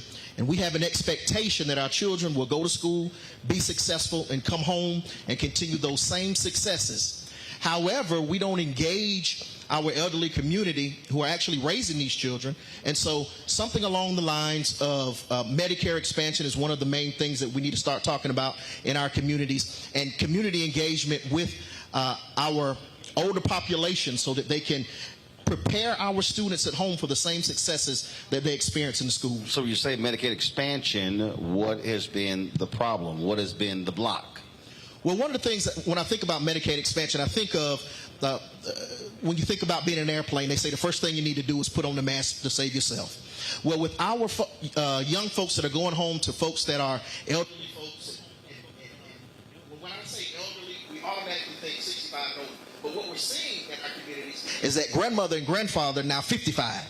And if we expand that Medicaid to them, they're more likely to be able to be prepared mentally and physically, health-wise, to be able to serve our children. So expanding that Medicaid so that they can receive benefits as well helps in that instance. Now, of course, that was one of the impetuses of the Affordable Care Act. We see other states, but some states accepted, some did not. A number of southern states did not. Yet when you look at the health numbers, those same southern states sit at the top when it comes to having fundamental problems with health. And so it's sort of kind of crazy that you would have red states, southern states, not wanting to expand Medicaid to get their constituents healthier when they're sicker. I'm just saying it's kind of basic to me. And absolutely. I mean, the fact of the matter is, when you say what's been the block, it's been politics. I mean, the fact of the matter is Republicans refuse to actually expand Medicaid for the state of Georgia. Even as you said, it actually would get your constituents healthier, and it also actually save the state money. But it actually fits. When you go back a long time ago, even during the New Deal, when Southern governors and Southern senators refused to allow the New Deal money to come straight to the South unless it actually went through them. And the purpose of that was to make sure that certain segments would not be to participate in that. And quite frankly, the segment they were trying to keep out were African Americans. And so we've seen this kind of historical dynamic where you actually do not do for all your constituents to basically make sure that some do not actually advance. And so it is politics. When we start talking about why vote, we've already hit number one. Politics controls that, and that is something I'm convinced that we'll be able to change in the legislature. I think there actually may be some will to actually do that on some level now, but we actually have to make substantial changes, whether it's in the legislature and definitely in the governor's house, without a doubt. There's a reality to politics, and that is especially in many of these southern states. The fact of the matter is, largely white voters vote Republican. Black voters vote Democrat. Reverend William Barber with the Poor People's Campaign repairs of the breach. They talk about the fact that there are 140 million poor and low-income workers in this country, and the reality is the majority of them are white voters. And so when he was in North Carolina, when they started Moral Mondays, they started with 17 people, and he said he was at a parade and he said a redneck with a Confederate flag draped around his neck came up to him, but he had tears in his eyes, and he said, "Reverend Barber, thank you for fighting for our hospitals." Because these same white conservative voters living in rural areas, it hit them when their hospitals started shutting down, when Republicans in North Carolina refused to accept Medicaid expansion dollars. And it hit them when they said, wait a minute, that's our hospital. They started dying because it was too far traveling to another hospital. And so what are the conversations been like in this community, in other areas, getting folk who may traditionally vote Republican to understand that that issue is one that impacts them, that aligns with what their concerns are, but doesn't align with their politics? Anyone can take that. Oh, the biggest problem, Roland, is the politics. It was a policy decision by the governor, Nathan Deal, when he came in, that they would not accept Medicaid expansion. We have over 500,000 Georgians who have no insurance. Medicaid expansion would be just like the Express card, American Express card. When you go to the hospital, they're going to get some money. They might not get all of it, but they will get some money. That helps to keep the doors open. We just had a hospital in Atlanta that closed its doors, and now this governor gave $130 million to Greater Hospital to try to take care of those patients who were going to that particular hospital in the metro Atlanta area. But we have problems everywhere else. In Albany, Georgia, Phoebe Putnam, they're losing about $12 million a day. They can't sustain that. There's no way that the state has. You see, they're losing $12 million a day. Yeah. And they're losing, because I cover city government, county government. They're losing $12 million a day because? Because they take care of folks who have no means of paying. Right. So when people, first of all, the law says if someone comes in, they have to be treated. If they take helping funds. Right. Now, this is, again, what's crazy to me. The state's actually paying for that. That mean taxpayers are footing the bill for that. So when you're rejecting Medicaid expansion, you literally are actually burdening Georgia taxpayers even more so because you refuse to accept the expansion funds. There's no question about it. We're putting money in, but it's not coming to us. It's going to those states who accept. Take Kentucky, for instance. That's where Mitch McConnell's from. But they had, one of the sickest, brokest states in America. And yeah, they had coal workers, miners, and everything. They had all kind of health problems. But they accepted Medicaid expansion because they elected a Democratic governor. Right. No, I'm just stating the fact. I'm just stating the fact. Go ahead. And I think one of the things when you ask about how that dialogue is taking place, I think when you see Stacey Abrams and also Senator Warnock, they both have been very open as far as trying to take that dialogue beyond the African American community to all communities who are affected by it. And I think especially Stacey Abrams has been very effective at doing that. They both have, but that has really been a mission that she's been on. And I think that's something that we all have to continue to do. And the heart of that also talks about government responsibility and that the government actually does have responsibility to all of its citizens. And so you almost have to change persons' attitudes about that too. But I will say that I think that the party, and I think especially Stacey Abrams, especially Senator Warnock, they've done something a little bit different. They are actively pursuing that vote in a way that's different than normally Democrats have. A lot of times when you start talking about whether it's rural whites or more conservative, we talked about conservative principles and tried to make them think that we were sort of conservative. They were actually talking about principles that are going to affect their daily lives, and Medicaid expansion is definitely. Well, I always get a kick out of folk who talk about I don't want government in my life. It's a whole bunch of folk in Florida who was saying that until Hurricane Ian came in and destroyed, and now they mad saying the federal government moving too slow. Now hold on, the last week you didn't want to talk to them, but now moving too slow, and that really is part of the problem. The psych, just how nuts I think a lot of people are when they say I don't want government in my life until I desperately need government in my life. And when I keep trying to explain to people, there is no aspect of anybody's life right now that government does not have a role in it. The day you born, the birth certificate is a government document. When you get vaccinated to go to school, that's a government document. When you get married, government document.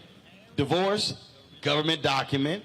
When you die, that death certificate is a government document.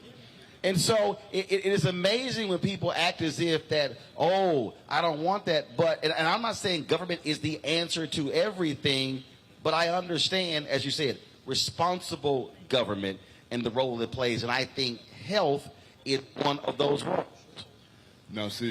Now, one of the reasons why that we need Medicaid expansion, because in my hometown, Macon County, which is about 2 hours from here, we lost our hospital back in 2007. Okay. Ever since then, the county has gone down the drain. What I mean by that is jobs has closed. They have left the county. They have closed up. I was there at the time when the hospital closed down. Okay, so the hospital closed down. If somebody gets sick, how far do they have to go? You have to go to Americas, which is about, the hospital down in Americas is built pretty much outside of the city towards Lee County, Leesburg. So you're talking about from there to Leesburg about 30, 35 miles. And then if you go into Houston County. So if there's a health emergency, it's a problem. It's a problem. And if you go to Houston County nearby to Perry, the closest hospital, you're talking about 30 miles that way. So either way, you got a ways to drive. So I'm just curious. What is Kemp saying about that? And I'm just curious, again, what is the governor saying to residents in these areas who now have to travel 30, 35, 40, 45 miles to get to a hospital? He's not saying anything, because the thing about it is he can say, well, we can't afford Medicaid expansion because it costs too much. But you come out of Macon County, which is the third poorest county in the state. It may be number one now because too many people like myself, I moved my family out of there to Houston County. Now I'm in Bryan County because I knew that without a hospital there, it is hard to attract industry. And that's what we're lacking over. That's what I'm saying I think I'm still living over there, but that's what they're lacking. And that's why we need a governor in there who's going to roll up his or her sleeves and give us Medicaid expansion. I don't understand why the opposition towards that, because it'll help the ones who need it the most.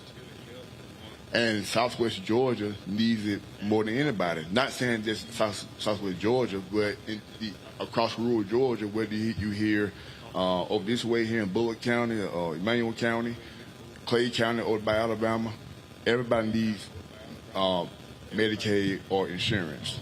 So I just don't understand why he is so opposed to giving citizens something that it would help them and as well as improve our lives, you know. So I don't understand that. Good. You want to make a point there? I'm going to make a point before I go to a break. Then we're going to introduce another candidate. One of the problems, though, the federal money, Medicaid and Medicare, CMS has a 35-mile rule. It has a 35-mile rule, which means First of all, for the folk who don't know, what's CMS? It's called the Community Service. Roland, I can't think of the actual name, but they had the last hearing in August. What CMS is they under Department of Services. Right. Got it. Go ahead. And they had a 35-mile rule because in 23 they're supposed to put up a bunch of money just for rural communities. Okay, when you say 35-mile rule, what does that mean? 35-mile rule means you can't put a hospital within 35 miles of another hospital. That's road miles. In rural Georgia, rural hospitals closed. They couldn't stay open. They didn't have the funding to stay open.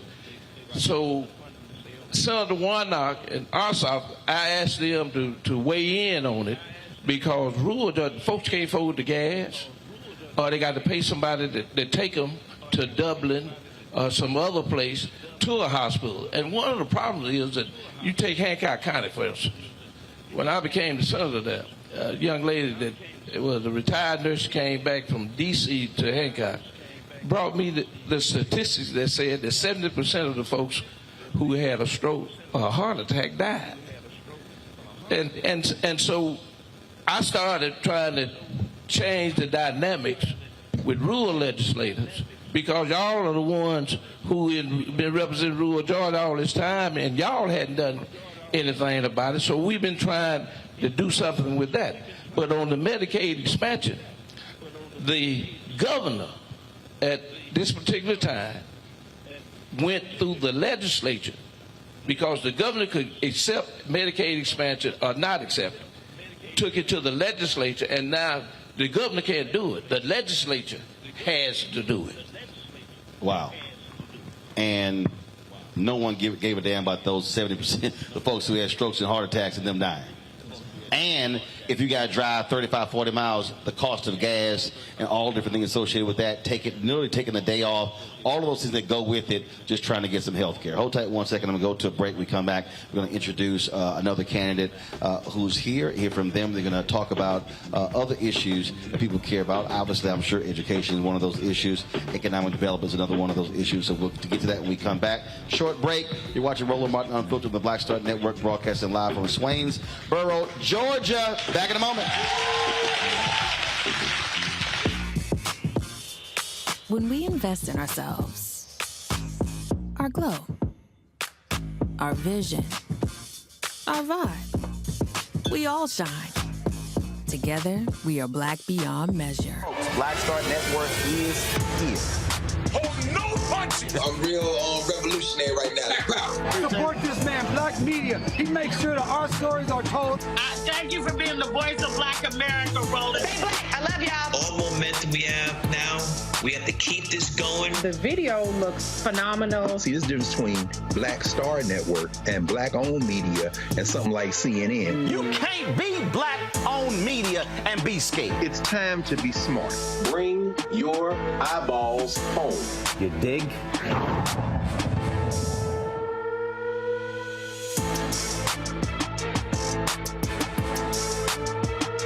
Hi, my name is LaToya Luckett. Yo, it's your man Deion Cole from Blackish, and you watching Roland Martin Unfiltered. Stay woke.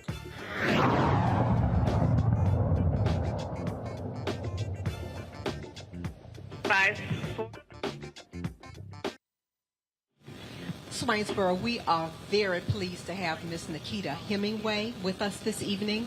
She is also a candidate for statewide office. She is running for the office of Agricultural Commissioner.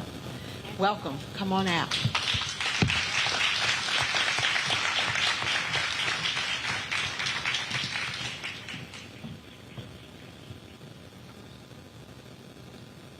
Good evening.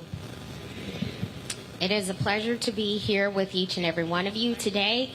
It has been a very long journey, but the most important thing is I knew that my evening had to end here with you. My name is Nikita Hemingway. I am a fifth-generation farmer, an entrepreneur, licensed realtor, former corporate executive, wife, mother, and the Democratic nominee for Commissioner of Agriculture. And when I win my race,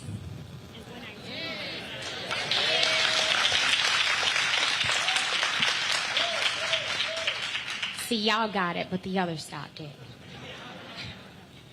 I will be the first African American and the second woman elected to this position in our nation's history. My political journey began 4 years ago when a local county commissioner stood on my farm and told me I would be better off selling my land to Quick Trip than getting him to remove his restrictions. So when I made the decision to run for public office, it wasn't because I wanted to be a politician. It was because I understood the equity in agriculture problem, and I was the most qualified person to solve it. It is our lived experiences that are almost always aligned with our purpose. My grandparents were rice farmers off of the coast of the Savannah River, And for more than 100 years, my family owned 360 acres, and now we own none of it. My grandmother would tell my siblings, cousins, and I how she would sit on her grandparents' porch and watch ships sail out to sea. My journey into adulthood wasn't easy. I was a single mother of 2 long before I was a married mother of 4. And like many African Americans, I knew that in order for me to be the success I dreamt of, my pathway would be through entrepreneurship. So by day, I worked in corporate America. By night, I built my businesses. And I am happy to report that I achieved everything I set out to do as Nikita Tyson long before I became Nikita Hemingway. Before we are able to shatter glass ceilings, we must first shatter perceptions about who is qualified and who isn't. It's not enough to understand that rising food costs are hurting families when you have a mother on the ballot with a plan to end childhood hunger and lower your grocery bill, so go vote. It's not enough to understand that there is no equity in agriculture for small family farms, women, and minorities when you have a black female farmer on the ballot, so go vote. When we say we are fighting for diversity, equity, and inclusion, we must also consider diversity of thought, lived experiences, and leadership.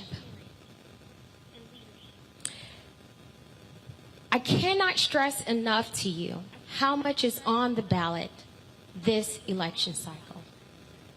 Because if you don't put a check mark by my name, what you're saying is my opponent, who happens to be a 7th-generation farmer, a 5-term elected state senator, who was in Washington, D.C. on January 5th and January 6th, is the person we need representing you.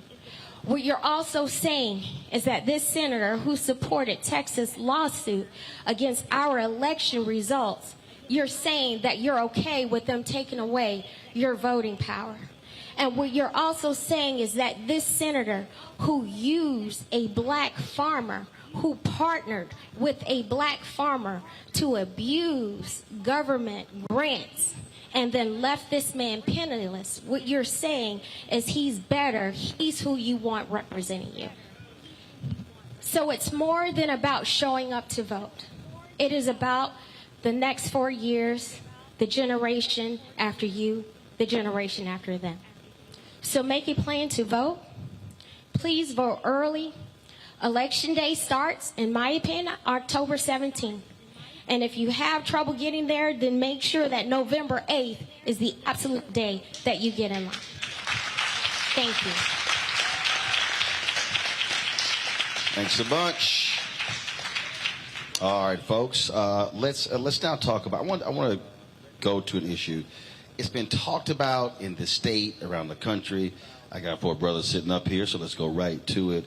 This idea that black men are afraid to support Stacey Abrams, that black men are disenchanted, they don't like what Democrats are doing. What are you hearing? Conversations that you're having, what are you hearing specifically from black men in Georgia during this election cycle? I'm surprised actually to hear you say that, particularly in our areas, we're having the opposite conversation. And if you follow Stacey Abrams and her platforms, you know specifically that she speaks directly to reinventing or developing African-American males. And so the men in our community benefit greatly from the great work that she's establishing for our communities. And frankly, I'm not really seeing that conversation. We're seeing the other side of it, which I'm grateful for, but I'm disappointed in what I might be hearing from others around the state about what that conversation might look like. Well, I can tell you, it's a jealousy thing. It's a jealousy thing that those who have been out and worked in the community and have been successful are basically saying, well, you need to come to see us before you get our support. I have a problem with it. I served with Stacey. I thought she was smart, intelligent, and she could handle herself on the Georgia House of Representatives floor. And that's dealing with the Speaker or anybody else who might oppose her when she was discussing a bill. But not only did she get out the legislature, what we found and what we saw is that she turned folks out. She went and fought the governor and the state of Georgia in court about the expulsion of black voters.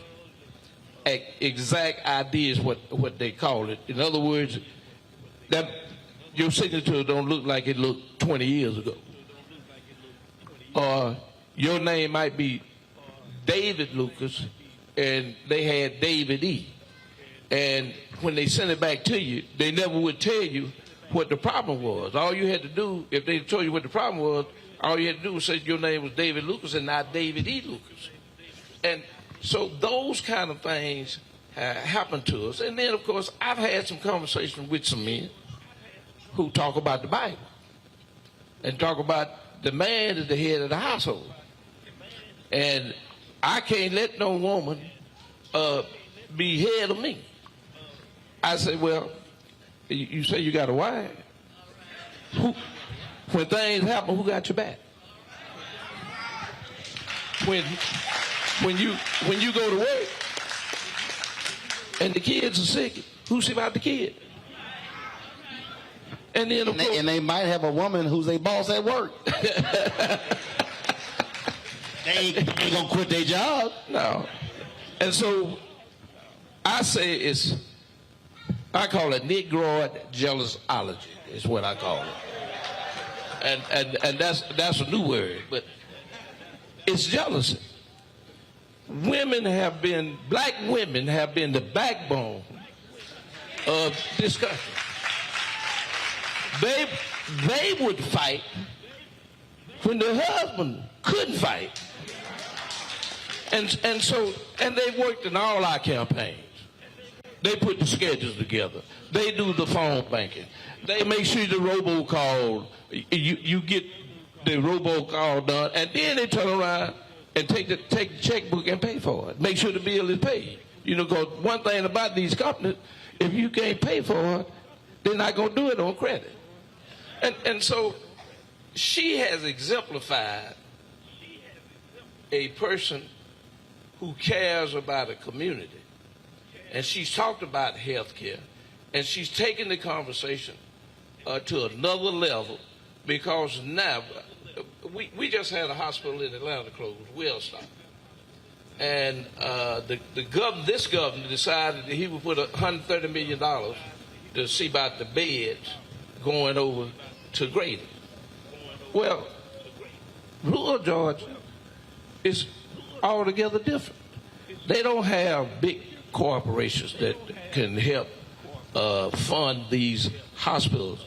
So what they need are clinics that are equipped and have doctors. And what we find out, Roland, is a doctor in a community is worth $1 million of economics. And when you start talking about bringing folks to a community about jobs and everything, the first thing, the guy who's head of that corporation, well, he's going to look at what kind of health care I got for the folks who are going to be working for me, because he's got to pay that insurance cost.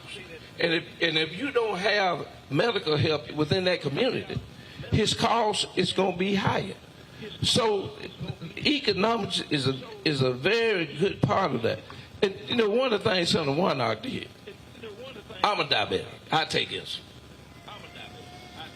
But I have Medicare A. I don't have the rest of it because I pay for insurance with the state. But by capping that cost, no more than $35. And then, of course, he was involved with trying to cap the cost of out-of-pocket, what you pay when you go to the hospital or get sick. Out-of-pocket, try to cap it at $2,000. that helps a whole lot of folks. And guess what? They don't look like me either. Mm-hmm. It's not a conversation that I've actually had. I mean, I know the conversation, but what I'm saying is I haven't not had a conversation with men saying they weren't going to support. Let me set it up this way, because this has actually been an issue for the last decade. A lot of people kept saying that, these men didn't want to vote for Hillary against Donald Trump. I said, first of all, if you go back to 2012, there was a 9-point gap between black men and black women nationally who voted Obama-Romney. And then it went up to 13 points in 2016. It went up again in 2020. One black pollster said that the effect of a bump in black males voting for Trump actually helped Republican candidates down ballot. Case Tom Tillis in North Carolina. And so I've heard the dissatisfaction. I've heard brothers say that they don't believe that they are getting a return on their investment. And there were brothers who were not happy with Obama, who felt that he did not do enough, which is why you had that gap. But the reality still is black men are the second largest voting bloc for the entire Democratic Party. It's also part of this that the party, I have no problem saying it, led by largely white strategists, have refused to craft a black male-specific plan to answer that, because anywhere else in politics, if you see a 9-point gap and they go to 13 and they go to 17, you playing with fire. Anybody else would say, I think what they've done is, well, it's going to take care of itself. No, actually, it's not. And so there has to be a counter to the data, because the data is not lying. The data is real. Now, in 18, so Georgia did have a gap between black men and black women, but the actual number of it was about 24,000 votes. Now, in a very close election, it can turn the election. Now, hold up now. You said 24,000 votes. Correct. How many votes did Biden-Harris win the state by? 11,000. 11,000. Right. Now, I'm talking about in 18. No, I understand that. Yeah, my point is, Biden-Harris wins this state by 11,000 votes. Sherry Beasley in North Carolina lost her re-election for Chief Justice of the Supreme Court by 400 votes. Obama won North Carolina in 2008 by 14,100 votes. Those 24,000 votes can make the difference between winning and losing. Without a doubt. That's not what I'm actually saying. What I'm saying is that the numbers don't show that there's this gigantic schism between black men and black women. That's my point. Now, yes, in a close election, it can definitely make the difference. So my point would be that's going to happen because no group is monolithic. So when we're not talking about 200,000. So if we're talking about 24,000, here becomes my question. How do I make up that 24,000 gap with more African-American men or those from other places, from other communities? That to me is the question we ought to be facing. See, I'm going to push back on you. How do I make up that gap with those men? I'm going to push back on you because here's the deal. If the numbers are trending up, I have to ask the question, why? And then when I ask the question, why, then there has to be a counter to how do I now? Because if those were folks who used to vote for you, you got a better shot of bringing them back into the fold than somebody who has never voted for you. Or has not. Or someone who's a new voter or maybe has not voted. But I think that the key thing is if we promote the fact that African-American men and African-American women have always worked together. And as you said, we're the second most loyal database. It works as a group. And that becomes my point. Our audience here is full of African-American men and African-American women, without a doubt. Now, do I want to find out maybe what spurred those 24,000? Yeah.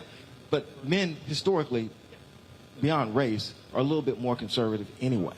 But even with that 24,000, my question might be, are those persons looking at from a standpoint of business development? Because, we have a lot of hyper-capitalists out there, black men, who have all these different businesses. That may be one issue. Right, which means that the candidates should be, that's why I said you have to ask the why, right. Because if that's one of their issues, candidates have to address that issue, and they might go, oh, you have a plan for that? Now I can listen to, as opposed to not listen to. And it may be one of crime because could be areas around. So I think that's legitimate to ask into that, and I think that's good points. That's good questions. the part that disappoints me, I guess, is if we just do a general. There's this great schism between black men and black women, and that does not exist. And historically, it hasn't. And we can give stories, but one of the things I always point out to people is, if you ask someone whether it's white, Hispanic, etc., and of course there's logistical reasons on some of those groups. African Americans have 3 women that stood out in the 70s and late 60s: Fannie Lee Hamer, Shirley Chisholm, Barbara Jordan. We've always supported black women. No, hold up. 1972, Shirley Chisholm, they had the Black Political Convention in Gary, Indiana. Why wasn't Shirley Chisholm at the Black Political Convention? Right. Because the black men did not support her run for president. But without a doubt, to actually have those women up there. I got you, right. But the brothers didn't support her. But I'm just letting you know. Well, we know, and I've talked to them. Some without a doubt did, and I think that we can get ourselves in trouble because there's some blacks didn't support Obama. I mean, very, very little. Oh no, absolutely. Yeah. So the point is, we'll never have. All I'm saying is, we have to. What I'm saying is, 2 things has to happen. We have to be having a conversation internally about, okay, what is your frustration? What do you seek? What do you desire? When I hear people, brother, when I hear people say, we want tangibles, first of all, I got to walk people through. No candidate can give you a tangible, first of all, when they're running. That's called a campaign promise. 2, they have to win. So if you don't vote, they don't win, you ain't getting no damn tangible. But 3rd, even if they do win, that person solely can't give it to you because it still has to get passed. I really believe we need to have a Schoolhouse Rock 2.0 because there's a bunch of people clearly who have no clue how politics works. That's 1. But 2, the Democratic apparatus, largely led by white strategists, has to listen to black people and black elected officials and black pollsters who have been telling them there's a problem. They've been turning a blind eye and then not wanting to put the resources to create specific strategies to reach them. And they go, well, they'll come around, and then when the election is over, then it's, well, the brothers didn't vote. Well, if you don't go after them with resources, they ain't going to sit here and vote for you. And last point, this new generation is less likely to self-identify as a Democrat. They might eventually end up voting that way, but they don't self-identify as a part of this thing as well. But we also have to be willing at the same time, not only to do the resources, and that's one piece of it, but we also have to be willing at the same time to actually talk about issues and not be afraid to actually say how that affect the African American community. Yes, that absolutely. becomes important. And I think that's where the Democrats may miss, where if you're going to talk about Medicaid expansion, specifically how this impacts. Senator Warner and Stacey do a good job of this to talk about how it affects that community. But I also challenge them to be specific to say white. Right. Like literally go to white voters and say, hey, you white, this impacts you, because what often happens is people have messaging that target us, target Latinos, target Asians, but won't actually have a white message. Guess what? You got to be real with white folks too. And I think we have to have that message to talk about when we economic development. If we're in rural Georgia, economic development, of course, is going to affect all. But certainly, are there any potential proposals or plans that we can specifically target towards African Americans and not be afraid to actually say that?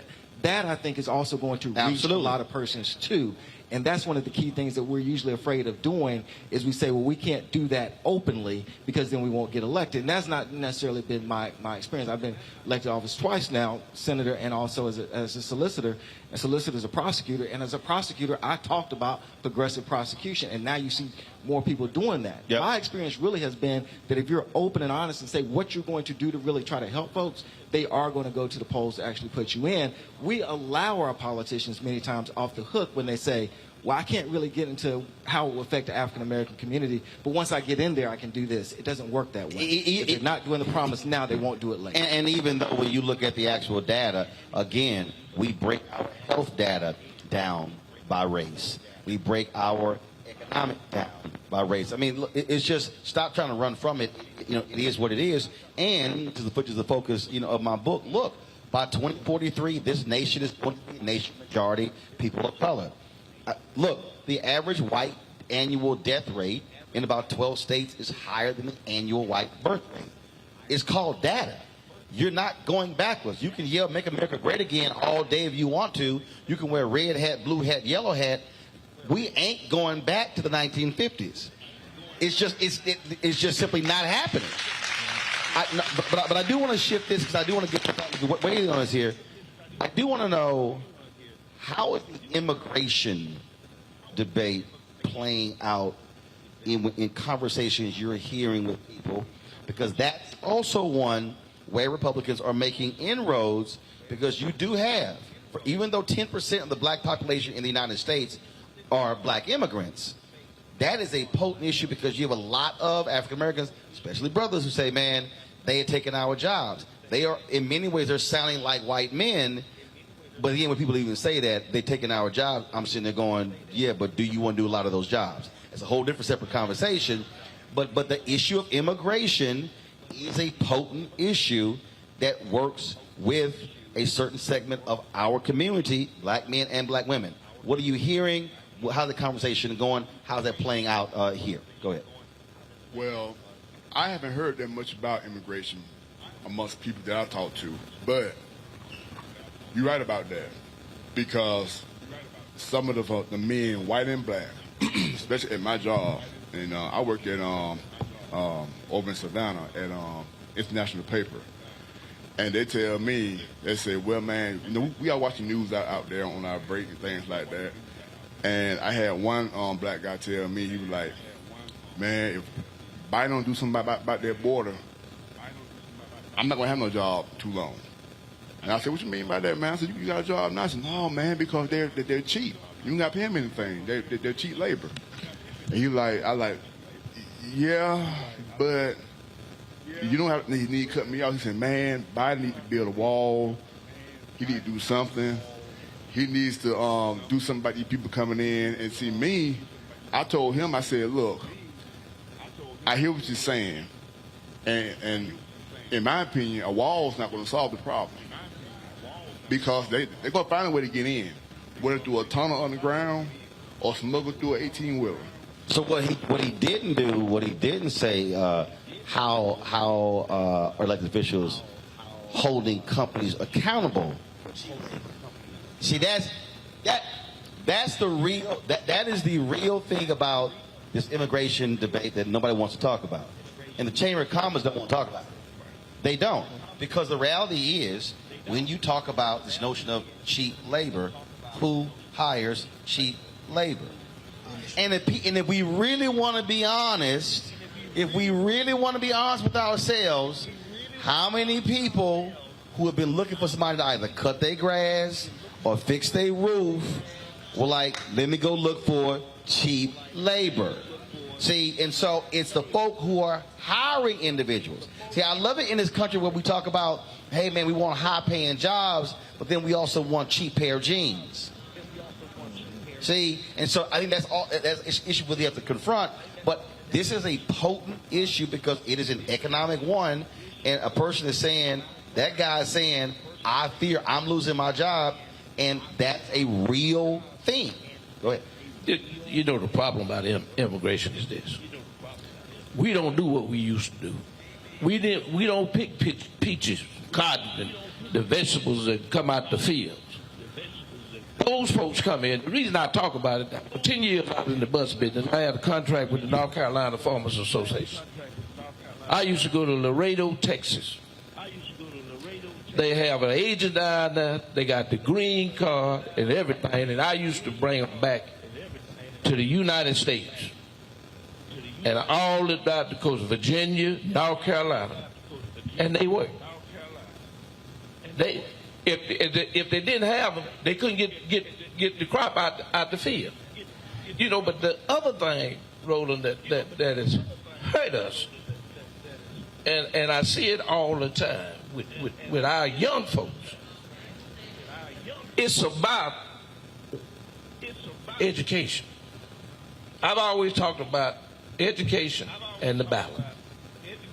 Because if you can't read, how you know what you vote on unless somebody else told you how to vote? And part part of our problem is, it's just like you got a car, and it's got a rearview mirror in it. If you don't know where you come from, how you gonna know where you got to go? And so we've got to teach our young folks that we got a history. Some of it's bad, and some of it's good, because a whole lot of us made something out of it and have gone on to better rewards. But we've got to instill in our young folks, look, it's about the book and the ballot. You don't have to go to college. You can go to technical school, an aircraft mechanic, and go out on the base. Right, I'm glad, because I want to let you segue right into that, because having that education conversation, what has happened in the last 30 years, really 40 years, we shifted into this whole deal of got to go to a 4-year school, got to get that degree. The problem now is states no longer fund colleges at that level, so now the burden is shifting to the individual and the parent. And so now you got folks who literally are walking around with $120,000, $130,000, $150,000 worth of debt, and the jobs that they're getting, there's no way they can actually pay that back. I also think that from the education side, and I know why it shifted, because in the early 70s, they were pushing black kids and Latino kids into trades in a technical school and away from 4-year schools. And black parents were like, no, we want our kids to be doctors and lawyers. If you read James D. Anderson's book, The Education of Blacks in the South, 1860 to 1935, the same thing happened when Hampton started. They wanted them to keep farming. The parents said, no, we don't want our kids to be farmers. But what's happening now is we now have a job shortage of skill set. That's one. And we push folk, and because we no longer make a lot of stuff, our economy has totally changed. Technology has totally changed it. And so it used to be you could actually work at a grocery store. You could actually work at a bank. You could be a teller. You could have a middle-class job, buy cars, send your kids to school. When the last time you've been to a bank? Don't have that many of that. No, but the point is, technology is changing. I can take a picture of the check, click OK. Right. I don't even. Somebody told me I had to write a check. I was like, where the hell is a check? I couldn't figure out what the check was. So so I think what has to happen, which is why I'm glad we're talking about education. I think politically we got to be pushing our political leaders to also redefine how we look at education, because we know we have a skill set deficit today. Master plumbers, and I know, folk, there's some parent out here. You ain't gonna tell your friends my son's a plumber. You would rather say my son's a lawyer. But a master plumber makes 6 figures. That's right.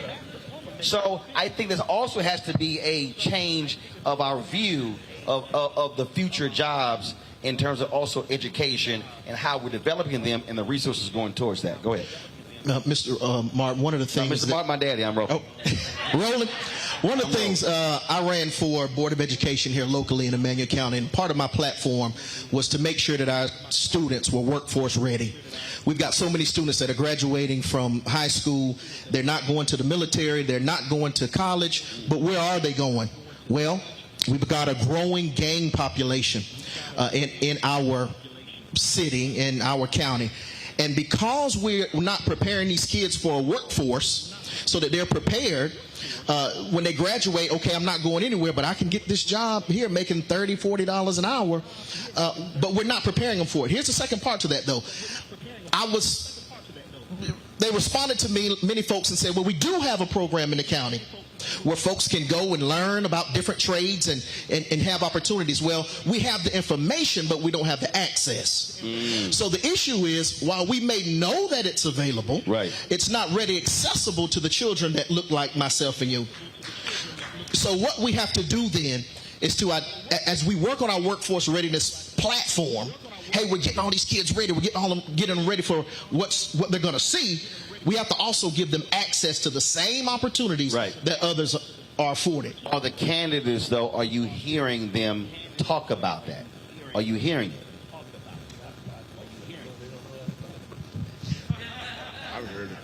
I haven't heard anything from anyone. Now, it's on. Yeah. Just talk right into it. Talk into it. Now, Charlie Bailey, running for lieutenant governor. I talked with him last week, and he brought that up about trades, about pushing more of our young people into the trade field. And see, me, I told him, I said, from my experience, I went to a trade school. At first, I wouldn't go to a college. I want to go to Columbus State and Alabama A&M. But I went to South Georgia Tech. I majored in welding, technology. I also took aircraft structural technology. I got 2 degrees from there. Blueprint reading, I got a degree in that as well. I mean, a diploma in that as well. The jobs that I've had in the past, I've done multiple jobs there because, as you said, there's a work shortage. She said, Keith, you got the forklift? Yeah, okay. Although I'm a welder, I was a certified welder at the time. I could weld, but I had to do other things because we could not attract people to come in and go to work. And then when we did have people come in and go to work, they would lose their jobs because if they have an accident on the job, take a drug test, you're out the door. And to me, I hate to change the subject. I think now's the time for Georgia to legalize marijuana. Because there's a lot of guys, when you say about black men, young black men, the majority of them that I know, that I've talked with, when I bring that up, oh yeah, you do that, I'll go vote tomorrow. That's what they say. That's what they say. And I like, what about jobs or tax? No. You legalize marijuana, I'll vote tomorrow. That's what they say. And they for real. So I'm like, okay, then that's an issue, but no one so far, I've not heard anyone on the trail mention that about legalization of marijuana. If Stacey was to come out tomorrow and say that, she'd probably get 52-53% of the vote. That's what I'm saying. Go ahead. I would say on the top of the ticket, I said the whole ticket, really, you were asking about candidates saying that. I think that you have where Senator Warnock or Stacey Abrams, 2 of the most progressive candidates we've ever seen in Georgia as far as really articulating issues that's going to affect middle-class folks and especially even African-Americans. But I also want to go back to one of the issues you talked about the immigration. So the conversation, of course, is real in this sense because when African-Americans are so below so many metrics, it becomes disheartening if they start seeing other groups come in and take their place, so to speak, in their mind. So you have to understand that part. So then the question becomes, now how did I deal with that from a policy standpoint? One of the great things right here, talking about rural areas, let's look at it from the policy standpoint from Georgia. Hemp, as you know, is now legal. Not marijuana yet, but hemp now is legal. But we've actually hemp is the cousin of marijuana. There you go. Can't get high off of it. So, but we've actually limited the number of licenses that can go out. Now, you don't have persons necessarily who are not from, United States getting these licenses, but here's the point. Here you have all these persons who have been incarcerated, even here. Now, they may not be farmers as such, but they're in Swainsboro, they've been incarcerated. Hemp licenses now go out. None of those licenses are going to African Americans or African American farmers. Certainly that's going to be something that you will look at and say, we're still going backwards. Every single metric that we have. Because when even the marijuana side, because like in California, if you had a conviction, you couldn't get a dispensary. Right. And so even the things that we were prosecuted for, we're still not able to get a leg up. So you can see. Prosecuted for marijuana, but I can't get a dispensary license for marijuana. Dispensary license for it. It's the same weed. Same weed. And you can see how that would affect persons. So therefore, from a policy standpoint, we need to open up hemp licenses. I know that Senator Warnock and both states are talking about helping black farmers without a doubt, and I also know that license should be opened up. That's a policy issue. Right. But here's number 2. Not only should we give more licenses, we also should say that those licenses should go to African-American farmers. Those are real policy things that we can actually try to push. Even if we don't get it through, we can at least talk about it. That helps on that immigration kind of conversation. And when you were talking about marijuana, if you're legalizing it and you don't have some type of equity program, you ought to be ashamed of yourself if that's what you're going to do. Absolutely. Got about 3 or 4 minutes left. I want each of you to speak to this here. There's somebody, maybe sitting in this audience, and maybe somebody who's watching, there's somebody who's in this community and they're like, okay, this is all great and wonderful. That all sounds nice. That's cute. But I just simply do not believe that my vote matters. Going down the line, what would you say to that person if you had 30 seconds to look them in the eye? What would you say to them as to why they should vote early beginning October 17th, or they should go to those polls on Election Day in the first Tuesday in November? What would you tell that person? The history of our country is no secret. And if you do not seize the opportunity to vote today, you are most certain to relive the world that we knew yesterday. Okay.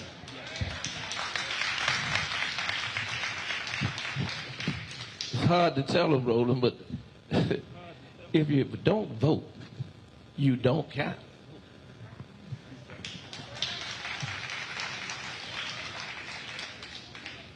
Well, what I'll say is think about your future or your child's future.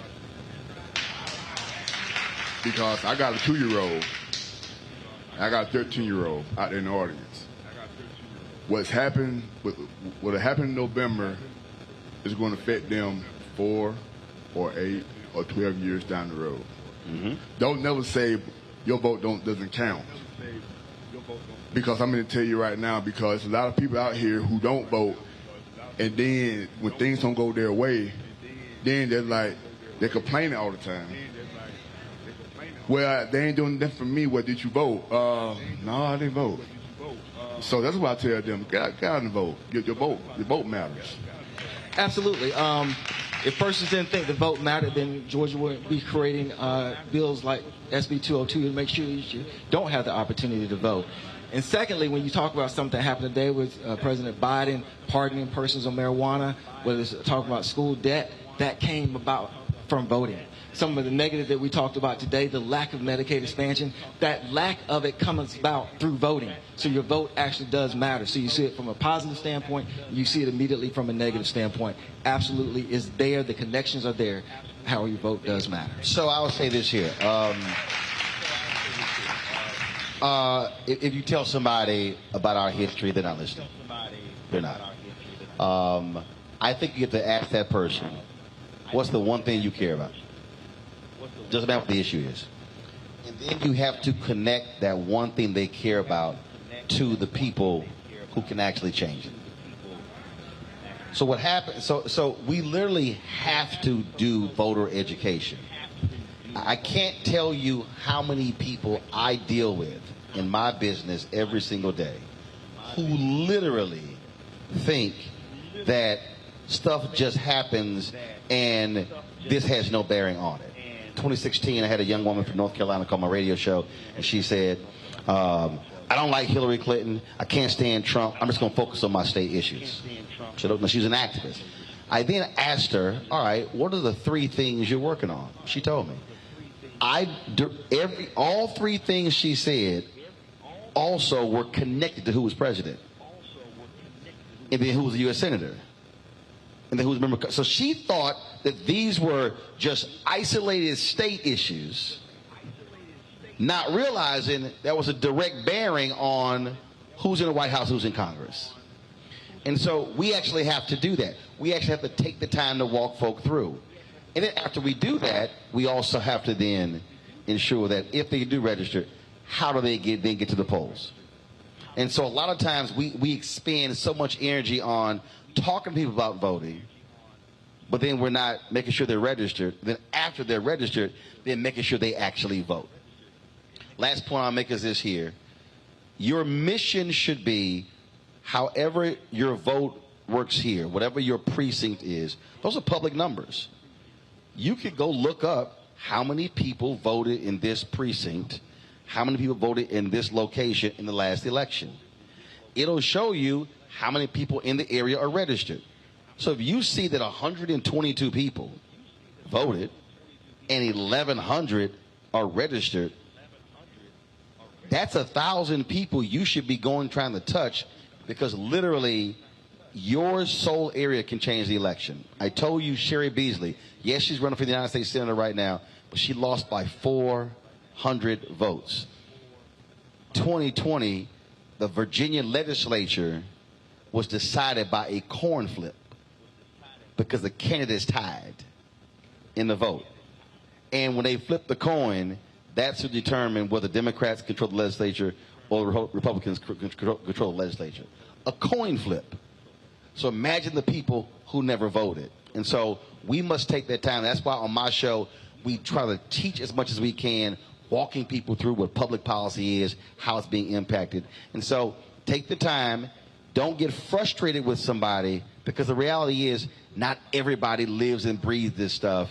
But you got to connect what they care about with the folk who are in office. You got to show them how, if the people who are in office aren't doing it, you got to take them out and put folks in who can do it.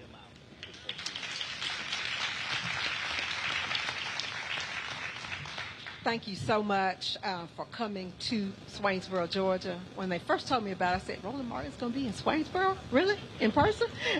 So we really just appreciate you for coming to Emmanuel County. We appreciate these wonderful panelists. Didn't they do a great job, y'all?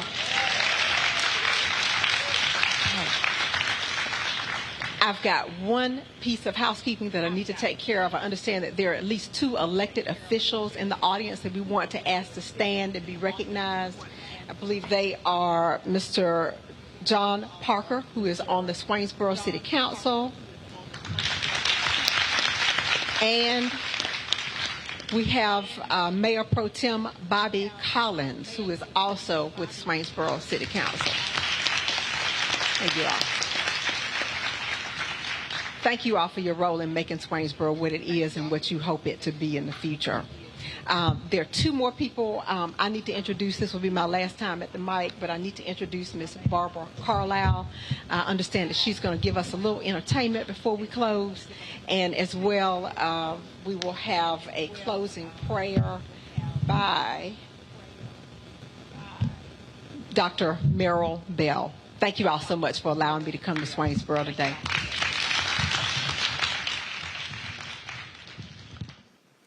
Good evening. No, that's not everybody. Good evening. Good evening. I thought some more people will be here, but it's like we're having a Halloween party. People came dressed as chairs.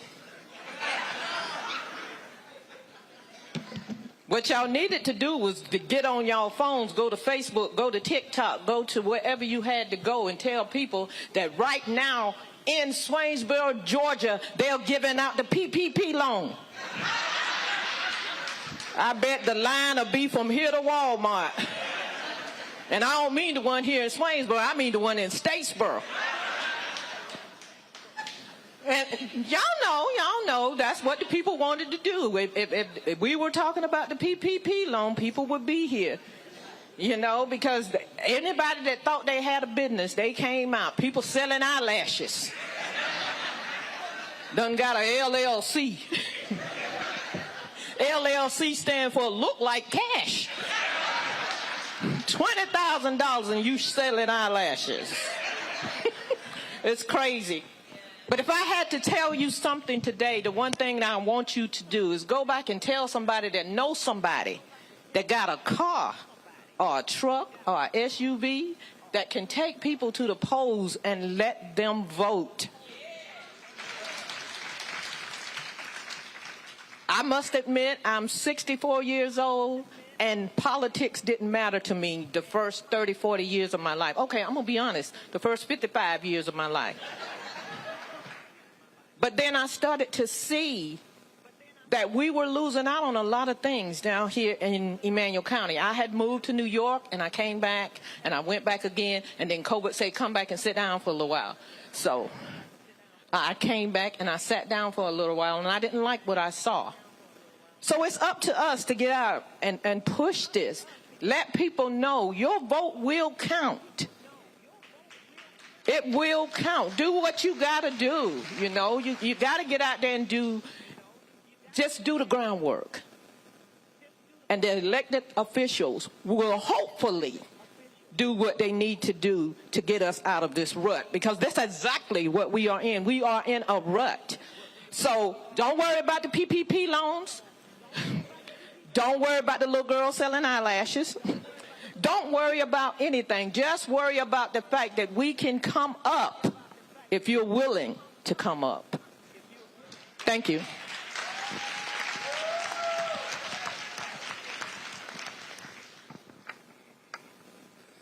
Thank you. Thank you, Roland Martin, for teaching us and talking to us on this wonderful night, talking to us to a language not that we know, but a language that we understand to help redirect our mindset.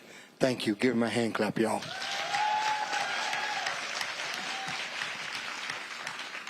Precious Father God, we thank you, Lord, for this day. Thank you again for the loving kindness. Thank you for what we have seen here tonight.